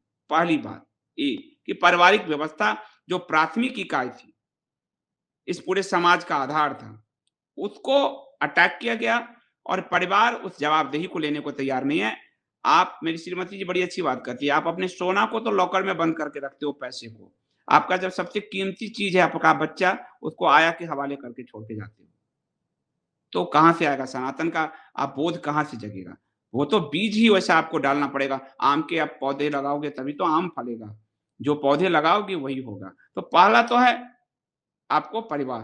दूसरा है कि आपका राजनीतिक तंत्र जो आप और आपका की शासन व्यवस्था जो सनातन को बढ़ाने पे जोर नहीं देता, बिल्कुल नहीं देता। आपके संविधान से आपके लिए अगर आपके गुरुकुलों को खत्म किया गया तो आप परिवार पढ़ाने कहाँ जाएगा? ये भी दूसरी बात आ गई। दूसरा, एक सेंट पॉल सेंट फ्रांसिस ये दिख रहे हैं, हमारी अपनी व्यवस्था नहीं दिख रही, क्योंकि हमें अपने धर्म के प्रचार के साधन है ही नहीं। हम अगर अपने व्यवस्था से हम कहें कि संघ में सरस्वती शिशु मंदिर चल रहा है, बहुत बढ़िया चल रहा है, सही में बहुत बढ़िया चल रहा है, लेकिन उसमें भी हम किताब तो एनसीईआरटी को वही पढ़ा रहे हैं, हम क्या पढ़ाने में? तो बात वही है कि हमारी जो तंत्र व्यवस्था है, जो हमारा शिक्षा का सिलेबस है, जो आपको आपके अंदर का भाव, हिंदू भाव उत्पन्न नहीं होने देता। अभी एक विज्ञापन आया है, अभी कोविड टेस्ट का आया है एक विज्ञापन, धोनी विज्ञापन कर रहे हैं, धोनी को नहीं पता होगा, लेकिन आप देखिए इसका मानस देखिए, आपके बच्चे पर कैसे पड़ेगा कि उसकी बहन जाती है, गुप्ता जी की दुकान से वो बीमारी लेकर आ रही है, मकबूल के दुकान से वो साड़ी लेकर आ रही है। ये जो मानस बना दिया गया है, ये मानस बचपन से बनाया जा रहा है। तो सबसे बड़ी बात है कि शासन तंत्र, और कोई भी लोग जो ये कह रहे हैं कि हिंदू ही दोषी है, समथिंग है, नहीं। दुनिया का कोई भी धर्म, दुनिया का कोई भी मजहब, दुनिया का कोई भी रिलीजन शासन तंत्र के द्वारा ही, उसके राजाश्रय में ही बढ़ा है। ये बात आप नोट कर लीजिए। बौद्ध धर्म तब बढ़ा जब उसको अशोक का राजाश्रय प्राप्त हुआ। इस्लाम तब बढ़ा जब 4 खलीफा पैगंबर मोहम्मद के बाद अबू बकर, उमर, उस्मान, अली, ये 4 खलीफाओं के शासन तंत्र में वो बढ़ा। ये पूरा जो ईसाइयत बढ़ा कैसे? कोई ईसा मसीह का संदेश तो है नहीं। ईसा मसीह के कितने दिनों बाद सेंट पॉल ने उसको लिपिबद्ध किया है, उसको क्या, और उसको फिर पुर्तगाल, ब्रिटेन, इस सब का राजाश्रय प्राप्त हुआ। अमेरिका का बाद में राजाश्रय प्राप्त हुआ। अमेरिका में तो, अमेरिका एक ईसाई कंट्री नहीं है, ईसाइयों द्वारा निर्मित कंट्री है। मूल निवासियों को मार दिया गया और सेकुलरिज्म के नाम पर हिंदुओं को खुरच के हटाने का काम भारत की आजाद तंत्र ने किया है, शासन तंत्र ने। तो राजाश्रय होना बहुत जरूरी है शासन धर्म के लिए। राजाश्रय, इसलिए मैंने पहला उदाहरण दिया कि मनु के साथ वशिष्ठ। राजाश्रय आपको जब तक नहीं मिलेगा आपके धर्म, हमारे धर्म को, तो सिलेबस तब तक नहीं बदलेगा, इतिहास की पुस्तकें आपकी नहीं बदलेगी, आपके परिवार में आप देखो, पहले आप एक उदाहरण लो। हम कहीं भी सभा सेमिनार में हिंदी में पहले बोलने में झिझकते थे, नहीं आती है तो भी दिमाग में अनुवाद करके टूटी फूटी अंग्रेजी में बोलते थे। नरेंद्र मोदी जब से पूरे मंच पे हिंदी में बोलने लगे, कॉन्फिडेंस आया आपके अंदर कि हिंदी में बोलते हैं? आ गया ना? ये होता है राजाश्रय, इसका ही होता है इम्पैक्ट। तो जब तक आपको राजाश्रय नहीं मिलेगा, हिंदू धर्म की मार्ग में सबसे बड़ी बाधा सेकुलर, समाजवादी, वामपंथी इकोसिस्टम से ज्यादा शासन तंत्र और राजनीति है। जब तक ये सनातन व्यवस्था में राजनीति नहीं ढलेगी, हमारे लिए खतरे बने रहेंगे और हम विलोप भी हो रहे हैं। निश्चय ही, अगर हमें शासन तंत्र का यानी राज्य का समर्थन नहीं प्राप्त होगा, तब तक हम इन मूल जो विषय हैं और जो गंभीर संकट की ओर संकेत कर रहे हैं, उनका समाधान प्राप्त करने में सक्षम अब जैसे नहीं देखिए आप देखिए आसाम देखो, हेमंत बिश्व शर्मा आए, उससे पहले 5 साल भाजपा के ही एक मुख्यमंत्री थे, पर उन्होंने आते ही सबसे पहले मदरसा शिक्षा पर रोक लगाया। अब समान शिक्षा आएगी तो आपके बच्चे भी उसी तरह कम्पीट कर पाएंगे, एक वो सेकुलर, उस फ्लेवर को समझ पाएंगे। वरना मदरसा शिक्षा में तो आप जान रहे हैं आईएसआई और कहाँ लोग जा रहे हैं। तो उन्होंने सबसे पहले इसको, फिर वो राजाश्रय आया, उन्होंने कहा गोवध बंद, ये गांधी जी के समय से। आपके जो मूल, आपका हिंदू धर्म में कहा गया है कि मनुष्य के जन्म का, जो कोई मनुष्य में पहला जन्म होता है, उससे पूर्व का जन्म गाय का जन्म है और गाय को माता माना गया है। उसको आप बीफ निर्यात हो रहा है, एक आया जिसको हिंदू सोच है, उसने उसको बीफ को बैन कराने के लिए और मंदिर का दायरा बांध दिया, बोला और 5 किलोमीटर का दायरा है तो तुम और मंदिर बनाते जाओ, यानी आपके धर्म का विकास होता जाएगा। तो राजाश्रय ने आपको वो अवसर दे दिया, वरना 34% जनसंख्या वहां पर इस्लाम की हो चुकी है आसाम में और कन्वर्जन को तैयार बैठी थी। तो अच्छा, राजाश्रय जैसे देखो योगी जी आए, अब एक छोटे से दिल्ली में शाहीन बाग हो गया, पर दिल्ली यूपी में वो नहीं कर पाए, सब पे बुलडोजर चला, व्यवस्था ऐसी बनी कि उनके संपत्ति जब्त किए गए, कोई दंगा नहीं हो पाया, कोई कुछ नहीं हो पाया। शासन तंत्र में मर्दासों को उन्होंने कैमरे में ले आए, झंडा फहराना शुरू कर दिया वहां पे। तो राजाश्रय ही सनातन को, दुनिया के किसी भी मजहब को, वरना ईसाइयत कहां से कहां पहुंच गया, इस्लाम कहां रेगिस्तान से निकल के कहां पहुंच गया। हम दोष दे देते हैं, हिंदू ये नहीं करता, हिंदू आपस में लड़ता है। अरे तुम्हारा राजाश्रय तुम्हारे साथ नहीं है। जिस दिन राजाश्रय, आप सोचो आज खुल के टीका लगा के आप क्यों चल पा रहे हो? क्योंकि नरेंद्र मोदी भी त्रिपुंड लगा के चलती है। सोनिया गांधी की सरकार में कितना हम टीका लगा के घूमते थे। राजाश्रय बहुत महत्वपूर्ण चीज होती है। मैं निश्चय आपकी बातों से पूर्णतः सहमत हूँ और मुझे लगता है कि ये हमारे दर्शकों के लिए ये आँखें खोलने वाली बातें हैं जो आपने अभी कही हैं अपने दूसरे मंतव्य में। मैं इस चर्चा को अगले प्रश्न की ओर ले जाता हूँ और आज विगत 1 हफ्ते में जो सप्ताह में जो परिस्थितियाँ परिवर्तित हुई हैं भारत और उसके आस-पास के क्षेत्र में, कि 19 आप जानते ही हैं कि 1989 में जब रूसियों ने अफ़गानिस्तान छोड़ा, उसके बाद हमने कश्मीर में क्या देखा? क्या हुआ कश्मीरी पंडितों के साथ? 5 लाख कश्मीरी पंडितों को घाटी से कुछ दिनों के अंदर ही भागने के लिए विवश कर दिया गया। हत्याएँ, बलात्कार, लूट-पाट के बाद संस्मरण मानव मन को वेदना से भर देते हैं। और जो ये 15 अगस्त को जब हम स्वतंत्रता दिवस मना रहे थे, तब अफ़गानिस्तान में जो ये सत्ता का एक तख्ता पलट जिसे कहा जाए, वो हो रहा था, तालिबान काबुल में प्रवेश कर रहा था। तो भारत में भी एक उपस्थित वर्ग है, हम और आप जानते हैं कि वह उपस्थित वर्ग कौन है, जो उनका खुलेआम समर्थक है, जो उनकी विचारधारा का या उनको पूरी तरह से पोषित करता है।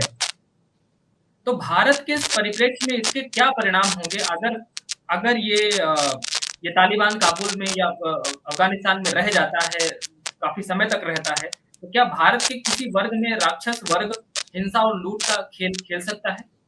क्या लगता है? मैं उसको कंटिन्यू करूँगा। जैसे आपने कहा कश्मीर, फिर मैं आपको देता हूँ राजाश्रय। पहली बार एक गृह मंत्री मुस्लिम बना, महबूबा मुफ्ती का फादर। राजाश्रय में कश्मीरी पंडितों का सफाया कर दिया गया, साफ। राजाश्रय ये होता है। उसके बाद आपने अभी कहा कि दूसरा क्वेश्चन एक और पूछा आपने, तालिबान का। जी, जी। तालिबान में राजाश्रय अभी तालिबान का आया है। मानवता को देखो कैसे रौंदा जा रहा है। राजाश्रय उनको मिला, मानवता को पूरा रौंदने की पूरी प्रक्रिया चल रही है। और भारत का इसका जो इम्पैक्ट होगा, जो आप कह रहे हैं कि कुछ लोग बोल रहे हैं, वहां भी राजाश्रय काम करता है।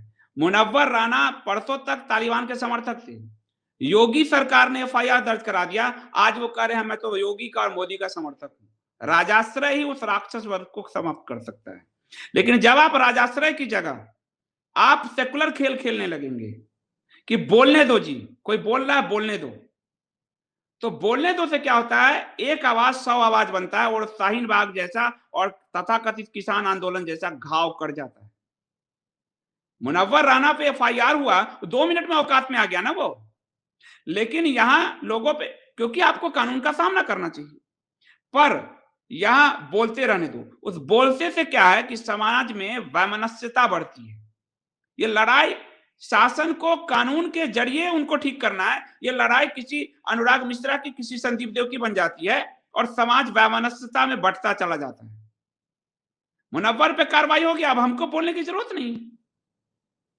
तो सत्ता की भूमिका है कि तालिबानी सोच को, जो आप क्वेश्चन कर रहे हैं, उस तालिबानी सोच जो समाज के अंदर है, यदि उसको कुचलना है तो कुचलना होगा कानून का उपयोग करके, और नहीं तो फिर आप खुले छोड़ दीजिए। समाज जितना बढ़ता है पॉलिटिशियंस को उतने मजा आता है, क्योंकि सबके अपने अपने वोट बढ़ते हैं। यदि दिल्ली के जंतर मंतर पे हमको समान नागरिक संहिता की मांग करते हुए कोई व्यक्ति गिरफ्तार हो सकता है, तो तालिबान का समर्थन करते हुए कोई क्यों नहीं गिरफ्तार हो सकता? ये दोहरे मानक छोड़ने पड़ेंगे। तो आप इस तालिबान, याद रखिए, आसुरी प्रवृत्ति सदा से रही है। तो आसुरी प्रवृत्ति को खत्म करने के लिए भगवान विष्णु ने नहीं कहा मानवों से कि जाके तुम लड़ो, अरे हिंदू तुम क्यों नहीं लड़ते? भगवान विष्णु ने अवतार लिया। ये दायित्व बोध होता है शासन का, एक राजा का, राजा के रूप में अवतार लिया कि अब मैं इसको समाप्त करूंगा। हिंदू धर्म के मूल जो दर्शन है, उसी से हिंदू समाज चूक गया है। और जब हिंदू समाज चुका है तो शासन तंत्र तो चुका ही है शुरू से आपको, और चुका है वो जानबूझ के इसको कर रहा है। जितना डिवीजन होगा, कोई भी पार्टी हो, छोटा सा छोटा 4 पार्टी का भी आदमी, 4 सांसद वाला भी हो, उसका भी फायदा होगा। समाज को संश्लिष्ट बनाने के लिए कानून का राज बहुत जरूरी है। जो कानून को नहीं मानता उस पर कार्रवाई कीजिए, दोबारा किसी की हिम्मत नहीं होगी। उत्तर प्रदेश में अपराधी कह रहे हैं कि हमको जमानत नहीं चाहिए, कानून का यह शासन होना चाहिए। अब मैं बॉर्डर के बाहर जाता हूं। बॉर्डर के बाहर भी वही काम होता है कि तालिबान, पाकिस्तान और चाइना एक एक धुरी बनाए हैं। वो धुरी भारत के विरुद्ध है। ये अमेरिका का जो बाइडेन प्रशासन है, वो पूरी तरह से आप कहिए कि वो जिनपिंग द्वारा पैदा किया है, यानी स्पॉन्सर्ड सरकार चल रही है अमेरिका में। अमेरिका अपनी ऊंचाई को छू चुका है, अब वो गिरना है, उसको उठना नहीं है। वो एक ऐसी कंट्री है कि अब उसका वो गिराव ही है, क्योंकि दुनिया में आग लगाते लगाते कभी आपके घर भी तो जलेंगे, हाथ तो जलेंगे ही ना, वो जल रहा है उसका। तो ये जो धुरी बनाया है वो भारत के विरुद्ध है। ये पूरी तरह से आप ये मान के चलिए, ये पूरा धुरी भारत के विरुद्ध है। पाकिस्तान स्पॉन्सर आतंकवाद का होगा, पीओके को भरेगा। अमेरिका को इसी में आर्थिक संकट से निकलने का मौका मिल गया, वो पूरा हथियार सप्लाई करेगा तालिबान को। चाइना हथियार और पैसा सप्लाई करेगा। क्या वजह है कि दुनिया का हर देश निकल रहा है वहां से, चाइना अभी तक बैठा हुआ है, एक राजनयिक उसका निकला नहीं। क्या वजह है कि पाकिस्तान नहीं निकल रहा है? तो ये पूरा जो धुरी है वो भारत के विरुद्ध है, और भारत सरकार वर्तमान इसको समझ रही है। इसलिए हमारे जो विदेश मंत्री हैं एस जयशंकर, वो अमेरिका भी जाते हैं और कतर भी जाते हैं। कतर दुनिया में इस समय, तुर्की और कतर इस्लाम के नए खलीफा की होड़ है। इन दोनों में सबसे ज्यादा कट्टरता को कौन बढ़ाता है, कौन आगे बढ़ करता है, तो वहां भी होकर आए। तो भारत सरकार इस चीज को समझ रही है, और भारत सरकार मुझे लगता है कि विदेश नीति में इसको हैंडल कर लेगी, जो मेरा कॉन्फिडेंस है कि कर लेगी। लेकिन तालिबान, पाकिस्तान, यानी भारत के विरुद्ध शैतान का एक ध्रुव जो है वो धुरी बन रहा है, और इसको यहां भी आंतरिक सुरक्षा में भी लाइटली लेने की जरूरत नहीं है, और बाह्य सुरक्षा में भी लाइटली लेने की जरूरत नहीं है। लाइटली लिया तो असुर हावी हो जाएंगे, ये तो तय है। निश्चय। संदीप जी। ये कतर वाला जो विषय आपने बताया, ये हमारे संज्ञान में नहीं था कि जो कतर खलीफा बनने की ओर अग्रसर है या बनना चाहता है। कतर के तो आपने, कतर के स्पॉन्सर्ड लोग अमेरिका के संसद में बैठे हुए हैं। ये अल जजीरा चैनल कतर का ही, सुल्तान का तो है। जी जी। तो कतर अभी सबसे ज्यादा इस्लामिक फंडामेंटलिज्म को फंड कर रहा है, बहुत ज्यादा। और अर्दगोन की है कि तुर्की खलीफा बनना चाहता है, अपने आप को वर्ल्ड लीडर बनाना चाहता है। ये पूरे जो है, तो अब हो क्या रहा है कि आपको, और ये आज से नहीं हो रहा है, ये मिडिल ईस्ट में जब से अमेरिका रसिया घुसा है उसके बाद से उथल पुथल, और रसिया टूट गया है। अमेरिका की भी दुर्दशा होगी, चीन की भी होगी। बस भारत को मजबूत रहना है, और भारत के शासन तंत्र को आज भी विदेश नीति में, उसके बाद अर्थनीति में भी कहीं कहीं, और मुस्लिम में तुष्टीकरण की, नेहरूवादी तुष्टीकरण नीति वो कंटिन्यू होती है। उसको त्यागे बिना आप युद्ध नहीं जीत सकते, ये तय है। अब जैसे देखिए मोदी सरकार, उन्होंने अब नेहरू की तुष्टीकरणवादी नीति पाकिस्तान के प्रति छोड़ी थोड़ी, तो सर्जिकल स्ट्राइक किया, एयर स्ट्राइक किया, तो कुछ ठंडा हो गया उसका दिमाग। इंदिरा गांधी ने भी छोड़ी तो थोड़ा ठंडा हुआ उसका दिमाग।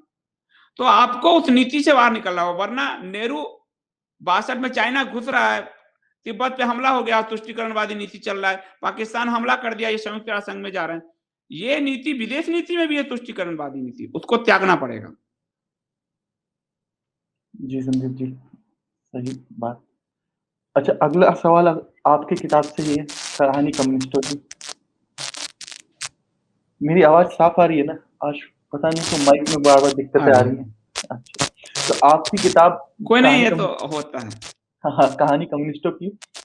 अच्छा, ये भी है कि मैंने 2 किताबें पढ़ी, कम्युनिज्म हिस्ट्री ऑफ इंडिया, और दोनों ही लेखक हिंदी के रहे, राजीव मिश्रा जी और एक आप।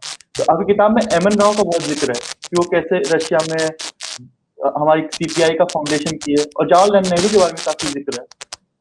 और कॉम इंटर्न है, कम्युनिस्ट इंटरनेशनल, कैसे हमारे कम्युनिस्ट रशिया की तरफ देखते हैं।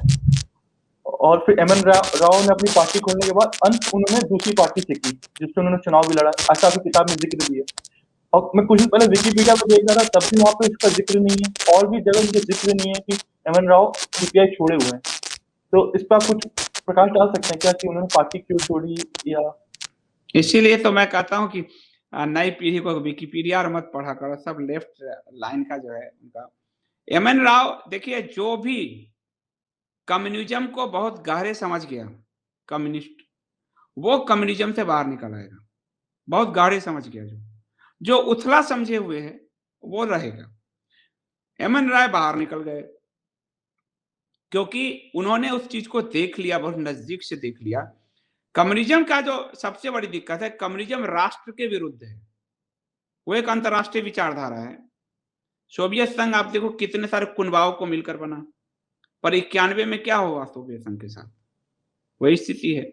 और आज अमेरिकन एकेडमिया में कम्युनिज्म बढ़ता जा रहा है। जो मैं अमेरिका को कहा मैंने कि आपको बिखरेगा, उसकी वजह है कि अमेरिकन एकेडमिया में अमेरिका ने फंड करके उसको तोड़ के अपने एकेडमिया को बढ़ाया। मैंने कहा आग लगाने पे हाथ जलेगा, वो होगा। तो एमएन राय हो चाहे सीताराम गोयल हो, जिन्होंने भी कम्युनिज्म को ठीक से समझ लिया, वो कम्युनिज्म से बाहर निकल आएगा, क्योंकि वो मानव में विभेद, अधिनायकवाद यानी तानाशाही और संहार, नरसंहार पे आधारित विचारधारा है। अभी केरला में संघ के भाजपा के कितने कार्यकर्ता मारे जा रहे हैं केरला में। पूरे लेफ्ट 30 साल के शासन में लेफ्ट के बंगाल में 54,000 पॉलिटिकल किलिंग हुई है, 54,000। अभी तृणमूल कांग्रेस है, कम्युनिस्ट ही माइंडसेट है। आप देखिए बंगाल में जिन्होंने भी उसके विरोध में वोट किया, उन सबका कैसे संहार कर रहे हैं। तो जिनमें भी संवेदना होगी वो आगे जाके कम्युनिज्म को कंटिन्यू नहीं करेगा, ये तय है। लेकिन जिसको अधिनायकवाद चाहिए, जिसको संघार चाहिए, जिनको सत्ता चाहिए, वो कंटिन्यू करेंगे। और जब कम्युनिस्ट सत्ता पा लेता है तो एकाएक वो राष्ट्रवादी हो जाता है, क्योंकि अब उसको डर लग रहा है कि अलग फोर्सेस हमें भी उखाड़ने का प्रयास करेगी, तो वो राष्ट्रवादी हो जाता है। ये राम मनोहर लोहिया ने बड़ा अच्छा लिखा है इस पर, कि जब तक वो विपक्ष में रहता है, इंटरनेशनल रहता है, सत्ता में आते ही तो आप देखिएगा जिनपिंग बड़ा राष्ट्रवादी बना फिर रहा है अभी चाइना में। तो उसका स्वरूप है, कम्युनिज्म का वो स्वरूप है कि उसको जानने के बाद वहां टिकना बड़ा मुश्किल है, और इसीलिए वो विचारधारा बिखरती चली गई। अब एकेडमिया में है, क्योंकि अब जैसे आपको मैंने बताया कि वैचारिक स्तर पे समाजवादी, सेकुलर, वामपंथी विचारधारा डोमिनेट कर रही है 74 साल से। तो वो जो अधिनायकवाद है डोमिनेट, वो उसको कंटिन्यू करता है, उसको ईगो सेटिस्फाइड करता है, उनको फंड जनरेट करता है, तो इसके लिए वो कंटिन्यू रहेंगे। लेकिन जिसको समझ में आ गया कि ये हमारे नेशन को नुकसान पहुंचाता है, तो उसको छोड़ देगा। कम्युनिज्म नेशन के खिलाफ एक विचारधारा है। अब जो नेशन के साथ रहेगा वो आगे जाके उसको छोड़ देगा। जो नेशन वो समझता है कि बात ठीक है जी, फोर्ड फंडिंग का आ रहा है, रॉकफेलर इतने फंड आ रहे हैं, मजा ले रहे हैं, विदेश में घूम रहे हैं, तो उनके लिए वो विचारधारा बनी रहेगी। जी संदीप जी, और कहीं न कहीं इसमें गुरु का भी एक वो योगदान रहता है, जैसे सीताराम गोयल जी के साथ राम स्वरूप जी थे, जिन्होंने उनको वहाँ से लाने में मदद की। हाँ, बहुत बड़ी भूमिका उनकी अदा की। हाँ, फिर मैं अगला सवाल इसी पे है कि ये कम्युनिज्म देश के खिलाफ होता है एक विचारधारा, तो इज़राइल में जो कम्युनिस्ट थे, जैसे डेविड बेन गुरियन जितना मुझे मालूम है, या शिमोन पेरेस, ये भी कम्युनिस्ट थे शुरुआत में, लेकिन वो लोग हमेशा नेशनलिस्ट रहे। ऐसा वो मैंने आपको अभी ये कह दिया कि कम्युनिस्ट सत्ता में आते ही नेशनलिस्ट हो जाते हैं। इजराइल की साथ समस्या दूसरी है कि इजराइल दांत के बीच में जीव की स्थिति है उसकी। वो अगर राष्ट्र को छोड़ेगा तो आप देखो अभी दूसरे जो बने हैं वो उससे बड़े नेशनलिस्ट हैं। इजराइल तो नेशनहुड की अवधारणा को छोड़ेगा, वो खत्म हो जाएगा। उसके बचाव में नेशनहुड को पकड़े ही रहना पड़ेगा, क्योंकि वो दांत के बीच, वो चारों तरफ अरब कंट्री से घिरा है, छोटा सा देश, और दुनिया से सपोर्ट लेने के लिए मैंने कहा कि दुनिया की पूरी वो कम्युनिज्म को पूंछ को पकड़े रहना बहुत जरूरी है। आप जो बाइडेन को देखिए, आप नेशन करने वाले को ट्रंप को देखिए कैसे उठा के फेंका गया। तो पूरी एकेडमिया, मीडिया, फंड, पैसा, ये सब इनके पास है, और वो आपको सर्टिफिकेशन चाहिए, उनसे फंड चाहिए, एक बेहतर लाइफ स्टाइल चाहिए, तो आप उस विचारधारा को इंडोर्स करते हुए चलते हो। और अगर आप नेशन में भी आप अब नेता हो तो दुनिया से सहयोग और सपोर्ट चाहिए, तो नेशनलिस्टों को नहीं मिलेगा, वो कम्युनिस्टों को मिलेगा। ये दो ही विचारधारा है। और इसीलिए इजराइल के को सपोर्ट लेने के लिए अपने तंत्र खोलने पड़े, लेकिन वहां सत्ता पर बैठते ही नेशनलिस्ट हो जाते हैं सब, क्योंकि फिर वो उनका वजूद ही खत्म हो जाएगा।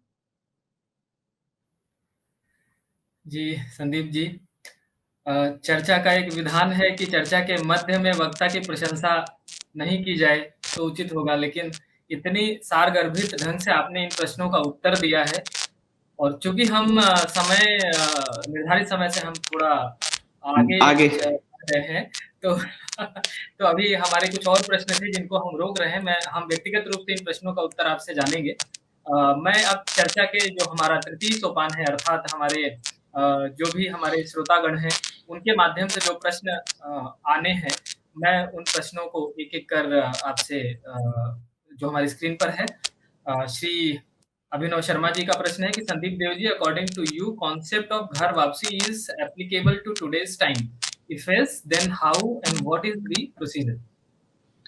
अभिनव जी, यही एक रास्ता है, और इसीलिए मैंने उदाहरण भी दिया आपको माधवाचार्य जी का, हरिहर बुक्का का, कि इस्लाम से उसको हिंदू था, इस्लामिस्ट हुए, इस्लामिस्ट से हिंदू बनाए, और देखिए क्या क्या रच दिया विजयनगर साम्राज्य। उसकी जो प्रक्रिया है वो भी मैंने बताया, आध्यात्मिक आंदोलन।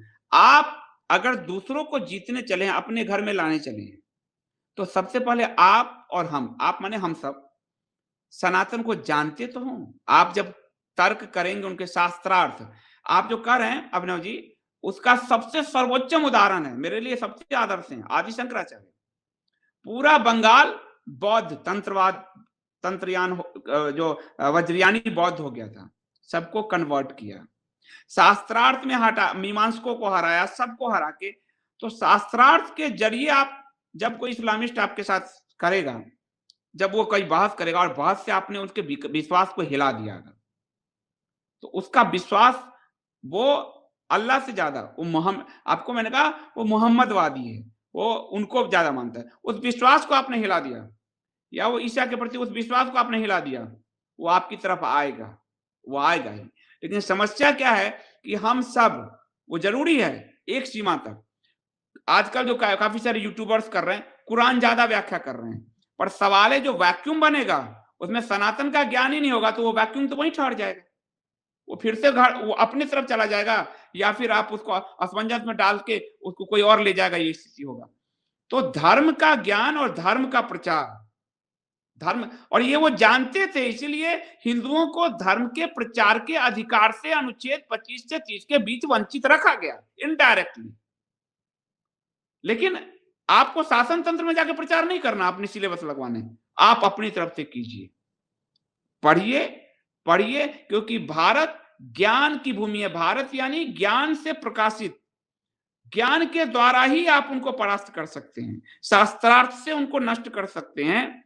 और जब दूसरा तरीका होता है, आप किसी को, कि उसको हम ले आते हैं घर वापसी करा के, उसके चरण धो लेते हैं, उसके ये कर लेते हैं, वो बहुत दिन तक नहीं ठहरेगा। मैं आजकल कुछ यूट्यूब पे देख रहा हूं कि एक्स मुस्लिम्स को लोग इंटरव्यू के लिए ला रहे हैं, आप सनातन में क्यों आए, उन एक्स मुस्लिम्स के पास जवाब नहीं होता, वो ऊपरी ऊपरी बात हिंदू धर्म की करते हैं, वो कल को कोई आएगा डर के चले जाएंगे। तो जरूरी क्या है कि आप इतने नॉलेजेबल हो जाएं कि आप स्वयं में दो को कन्वर्ट कर सके, और बहुत आसान प्रक्रिया है, वो मंदिर में पूजा करने लगेगा, काम खत्म, नाम उसका चेंज। लेकिन वो हिंदू पढ़ेगा तब, गीता का ज्ञान लेगा तब, वो नहीं पढ़ना चाहता, तो वो दिक्कत है। तो उस किसी को अपने घर में लाने के लिए हमें अपने घर को निर्मल बनाना पड़ेगा। हम देखते हैं कोई अतिथि आता है तो हम घर को झाड़ पोंछ के साफ करते हैं, तो हमारे को यहाँ झाड़ पोंछ के साफ करना है, तब हम किसी अतिथि को बुला सकते हैं। हम यहां से तो कूड़े करकट में रहेंगे तो अतिथि आएगा, अरे यार उससे अच्छा तो वहीं थे हम। तो अपना अध्ययन बड़ा जरूरी है। जी, तर्क को स्थापित करना, जब हम तर्क को स्थापित कर देंगे उनके मन में, तो उनका प्रत्यावर्तन जो है वह असंभव हो जाएगा। मैं इस बात से आपके निश्चित रूप से सहमत हूँ। कि हम अगले प्रश्न की ओर बढ़ते हैं। अंशुमान आनंद जी का प्रश्न है कि क्या चाणक्य भी ब्रह्म दंड स्वरूप थे? बिल्कुल, वो तक्षशिला के शिक्षक थे, आचार्य थे, और वो ब्रह्मदंड स्वरूप थे, इसीलिए तो मौर्य काल इतना लंबा चला। मैं भूल गया, मुझे अच्छा हुआ अंशुमान जी का धन्यवाद कि मैं उनका नाम भूल गया, चाणक्य का। और चाणक्य का अर्थशास्त्र आज भी एक आधार देता है। तो भारत में ब्रह्मदंड ही राजदंड को नियंत्रित करते चला है, और इसको आजादी के बाद के शासक जानते थे, इसलिए भारत के शंकराचार्यों के पीठ को डाइल्यूट किया गया, हिंदुओं को परिभाषा से बाहर किया गया, उसको प्रचार से वंचित किया गया, समान नागरिक संहिता लागू नहीं की गई, और हिंदुओं को दोयम दर्जे का नागरिक बनाकर रख दिया गया, और जातियों में उसको विखंडित कर दिया गया, क्योंकि जिस दिन हिंदू अपने धर्म को जान जाएगा, वो राज सत्ता को चुनौती दे देगा।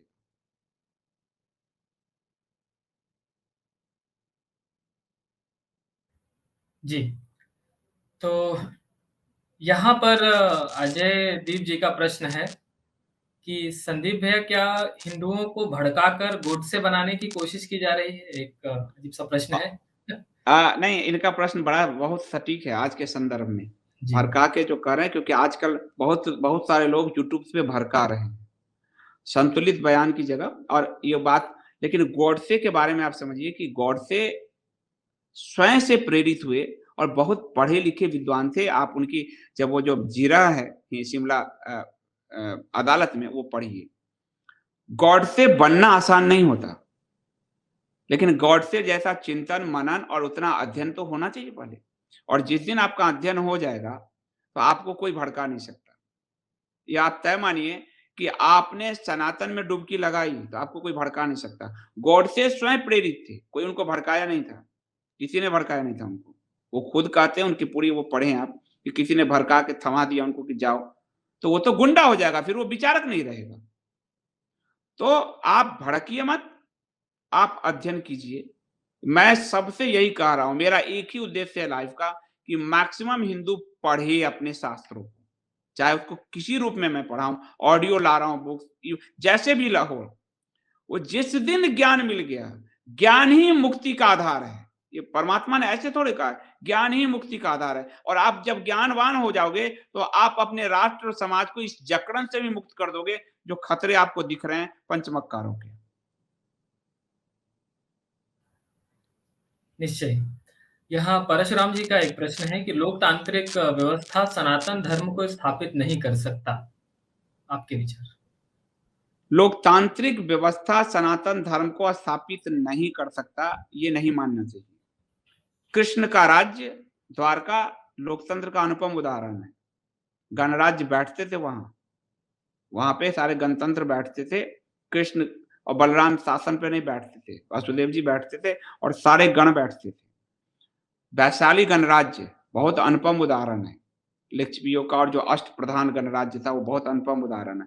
ये अलग, और उस समय जो राज सत्ता थी वो भी लोकतंत्र का अनुपम उदाहरण है। रामचंद्र जी का जो राम राज्य, उसमें आम जनता को सुना जाता था, उनके समस्या का समाधान किया जाता था उसमें। और सबसे अनुपम उदाहरण आपको राजा भरत मिलेंगे, जिनके 8-9 पुत्र जो हैं वो योग्य नहीं होते हैं, तो वो एक ऋषि के पुत्र को गद्दी सौंपते हैं। शांतनु उनके जो आप उसकी पूरी पढ़ेंगे तो लोकतंत्र, लेकिन आधुनिक लोकतंत्र जो वोट बैंक वाला है, ये सिर्फ भेड़ और भीड़ बनाए रखना चाहता है, वो ज्ञानवान नहीं बनाए रखना चाहता। वो नहीं चाहता कि आप समृद्ध हो जाओगे तो आप वोट नहीं करोगे, आप सोचने लगोगे। वो नहीं चाहता कि आप ज्ञानवान हो, अपने इतिहास से जुड़ो। अपने इतिहास को जुड़ोगे तो आप सवाल करोगे, फिर औरंगजेब की सड़क क्यों है भाई, जहांगीर की क्यों है? तो शासक तंत्र इससे विचलित हो जाएगा कि अरे यार, अब इसके लिए तो ये सब भी करने होंगे। तो वो आपको रूट से काट कर रखना चाहता है। आप अपने आप को सक्षम बनाइए, और तर्क शास्त्र की तो पढ़ाई भारतीय दर्शन में होती है। हाँ, तो वही मैंने कहा कि सबसे पहले बात है कि आप लोकतंत्र और इन सब पे चर्चा से पहले अपने अंदर के लोक मंदिर को जगाइए और पढ़ना शुरू कीजिए अपने साथ। कोई कहेगा कहां से पढ़ता हूं, गीता ही ठीक ढंग से पढ़ लो, और तिलक जी की गीता पढ़ो आप। उनका जो भाष्य है, क्योंकि वो स्वतंत्रता आंदोलन के समय लिखा गया, तो वो कर्म प्रधान है। आपको वो प्रवृत्ति मार्ग जो है की तरफ जो है ले जाएगा, वो निवृत्ति मार्ग की तरफ नहीं ले जाएगा। तो उसको पढ़ना शुरू कीजिए अपने अंदर। जी। यहाँ अमितेश त्रिपाठी जी का प्रश्न है कि हमारे मंदिर कब स्वतंत्र होंगे? वो तो गोरी गजनी की जो नजर पड़ी थी वो आज के शासकों की भी नजर है, कोई भी शासक हो, आज नेहरू के समय से। क्योंकि आपके मंदिर, आपको पता है कि दुनिया में मंदिर जो थे हमारे, वो मंदिर सिर्फ धर्म के आधार नहीं थे, हमारे कम्युनिटी बिल्डिंग के आधार थे। अस्पताल, शिक्षा, गुरुकुल चलाते थे। मंदिर इसीलिए लूटे गए, कब्जा किए गए, क्योंकि आप संगठित ना हो पाए, आपके अंदर ज्ञान की धारा ना बह सके। उसका भी एक आधार है, उस पर कभी मैं डिस्कोर्स लगातार करता हूं, कभी आपको बताऊंगा और ज्यादा डिटेल में। तो मंदिर के लिए आपको ये जानना पड़ेगा कि मंदिर है क्या हमारे, वो सिर्फ पूजा के साधन नहीं थे। और जो गोरी गजनी ने किया वही आजादी के बाद सारी सरकारों ने किया है, क्योंकि वो उस पर कब्जा करके हमारे संसाधनों से दूसरे रिलीजन मजहब वालों को पोषित पल्लवित करते हैं। और क्योंकि हिंदुओं में जागृति नहीं है, तो वो लूट तंत्र, गोरी गजनी को क्या आकर्षित किया? मंदिर। आज के शासकों को भी क्या आकर्षित करता है? मंदिर। अंग्रेजों को क्या आकर्षित किया? मंदिर। जी। यहाँ विजय कुमार जी का प्रश्न है कि sir, how Britishers have coined the word Dalit? इसकी एक बड़ी लंबी इतिहास है। हमारे कपोट.in पे एक पुस्तक मिलेगी, शूद्र कौन, अंबेडकर जी की पुस्तक के नरेशन में इलाहाबाद के एक प्रोफेसर डॉक्टर साहब ने लिखी है, त्रिभुवन सिंह। उसको पढ़िए आप लोग, और तब आप उसको समझेंगे कि कैसे क्वाइन किया गया, कैसे क्या बनाया गया। ये विमर्श पता नहीं कहाँ लंबा भाग जाएगा। तो मैं कहूंगा कि वो पुस्तक त्रिभुवन सिंह जी वाली पढ़िए, बहुत पतली सी किताब है, पर आपको समझ में आएगा कि कैसे अंग्रेजों ने जातिगत, आज आपको देखते होंगे कि नीतीश कुमार जातिगत जनगणना के लिए घूम रहे हैं, प्राइम मिनिस्टर के पास जा रहे हैं, ये अंग्रेजों ने शुरू करवाई थी। और कैसे सप्रेस्ड क्लास जो है, जिसको दलित बनाया गया, दलित शब्द हमारे यहाँ नहीं था। तो वो आपको पढ़ना, सबको यही कहता हूं, पढ़ना पड़ेगा।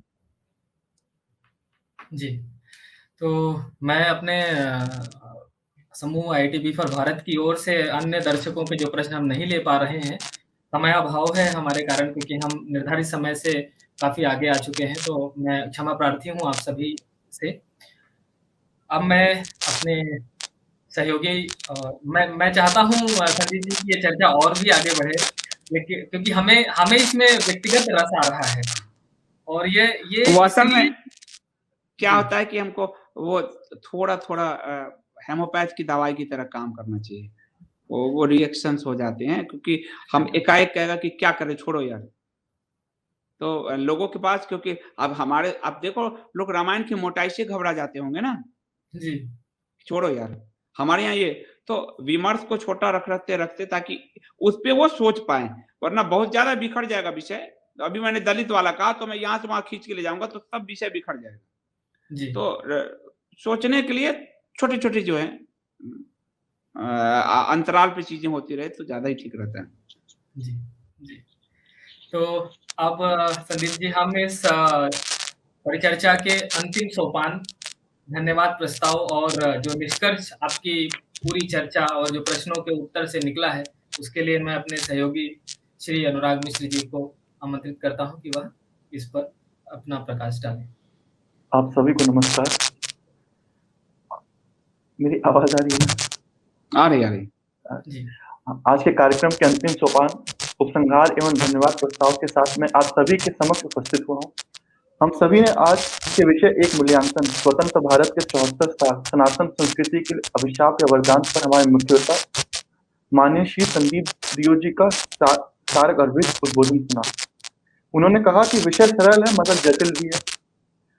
उन्होंने कहा कि सबसे पहली जो दिक्कत रही हमारे सनातन धर्म में, वो ये रहा कि कोई परिभाषा नहीं मिली हिंदुओं को। बाकी सब धर्मों को मिली, और फिर जो कोई नहीं वो हिंदू बन गया। फिर उन्होंने अच्छे से विस्तार से बताया कि मुगलों के शासन पहले शारीरिक था, फिर वैचारिक लड़ाई शुरू हुई, लेकिन ब्रिटिशर्स ने 1857 के बाद डायरेक्ट वैचारिक लड़ाई शुरू की। और आज के समय में सिर्फ सनातन धर्म ही ऐसा धर्म है जो मूल रूप से चल रहा है। इसके पीछे सावरकर जी, अरविंद जी और तिलक जी ने कितने प्रयास किए इसको उठाने के लिए, और ये हिंद स्वराज तक कैसे राज और धर्म एक साथ चला। फिर उन्होंने एक बहुत अच्छी और दिलचस्प बात भी बताई कि अल्बुर्नी जो 1100 के आसपास भारत आए थे, और उन्होंने अपनी किताब में खुद लिखा कि कोई भारतीय उसमें झूठ नहीं बोलता था। वो गंगा माँ के पानी को लेकर ही सच बोलने की रखते थे हमेशा। और उन्होंने बताया एक और महत्वपूर्ण बात कि कम्युनिस्ट की विचारधारा कैसे हमेशा से चली आ रही है और 70 साल से विचारधारा आज भी जिंदा है। और अंत में कि शंकराचार्य का डाइल्यूशन क्यों हो रहा है, इस पर मेरे को ये भी बात याद आती है कि जयललिता के समय में शंकराचार्य जी को दिवाली के दिन ही पुलिस ने पकड़ा था और उन्होंने अंत में सॉल्यूशन भी बताया इसका कि सिर्फ प्रॉब्लम नहीं, सॉल्यूशन ये है कि आध्यात्मिक सनातनी आंदोलनी राज ही इसका एकमात्र विकल्प है। मुझे पूर्ण विश्वास है कि आज का ये उद्बोधन हम सभी के लिए ज्ञानवर्धक और अति आनंद की अनुभूति प्रदान करने वाला सिद्ध हुआ है। श्री संदीप देओ जी के इस ओजपूर्ण व्याख्यान को सुनकर हम सब इस कार्यक्रम के पश्चात आज के विषय पर एकांत मनन अवश्य करें और यदि कोई भी विचारणीय बिंदु मिले तो हमारे समूह से साझा भी करें। इसके साथ मैं श्री संदीप जी को आज के उद्बोधन हेतु हमारे समूह IIT भी फॉर भारत की आभार ज्ञापित करता हूँ तथा आशा करता हूँ कि आगे जब भी हमें आपके मार्गदर्शक की आवश्यकता पड़े तब आप हमारे मध्य उपस्थित रहें। अपने आराध्य महादेव से आपके अच्छे स्वास्थ्य की कामना करता हूँ। मैं आज की चर्चा में सम्मिलित सभी मान भावों को भी धन्यवाद ज्ञापित करता हूँ कि आप सभी धैर्य और उत्साह के साथ इस पूरे कार्यक्रम से जुड़े रहे। मैं आशा करता हूँ कि आगामी कार्यक्रमों में भी आप सभी इसी उत्साह से भाग लेंगे। मैं आज के कार्यक्रम की व्यवस्था में लगे हुए मेरे सहयोगी श्री संदीप मिश्रा जी और अभिषेक त्रिपाठी जी का सफल आयोजन हेतु धन्यवाद ज्ञापित करता हूँ। जय श्री राम।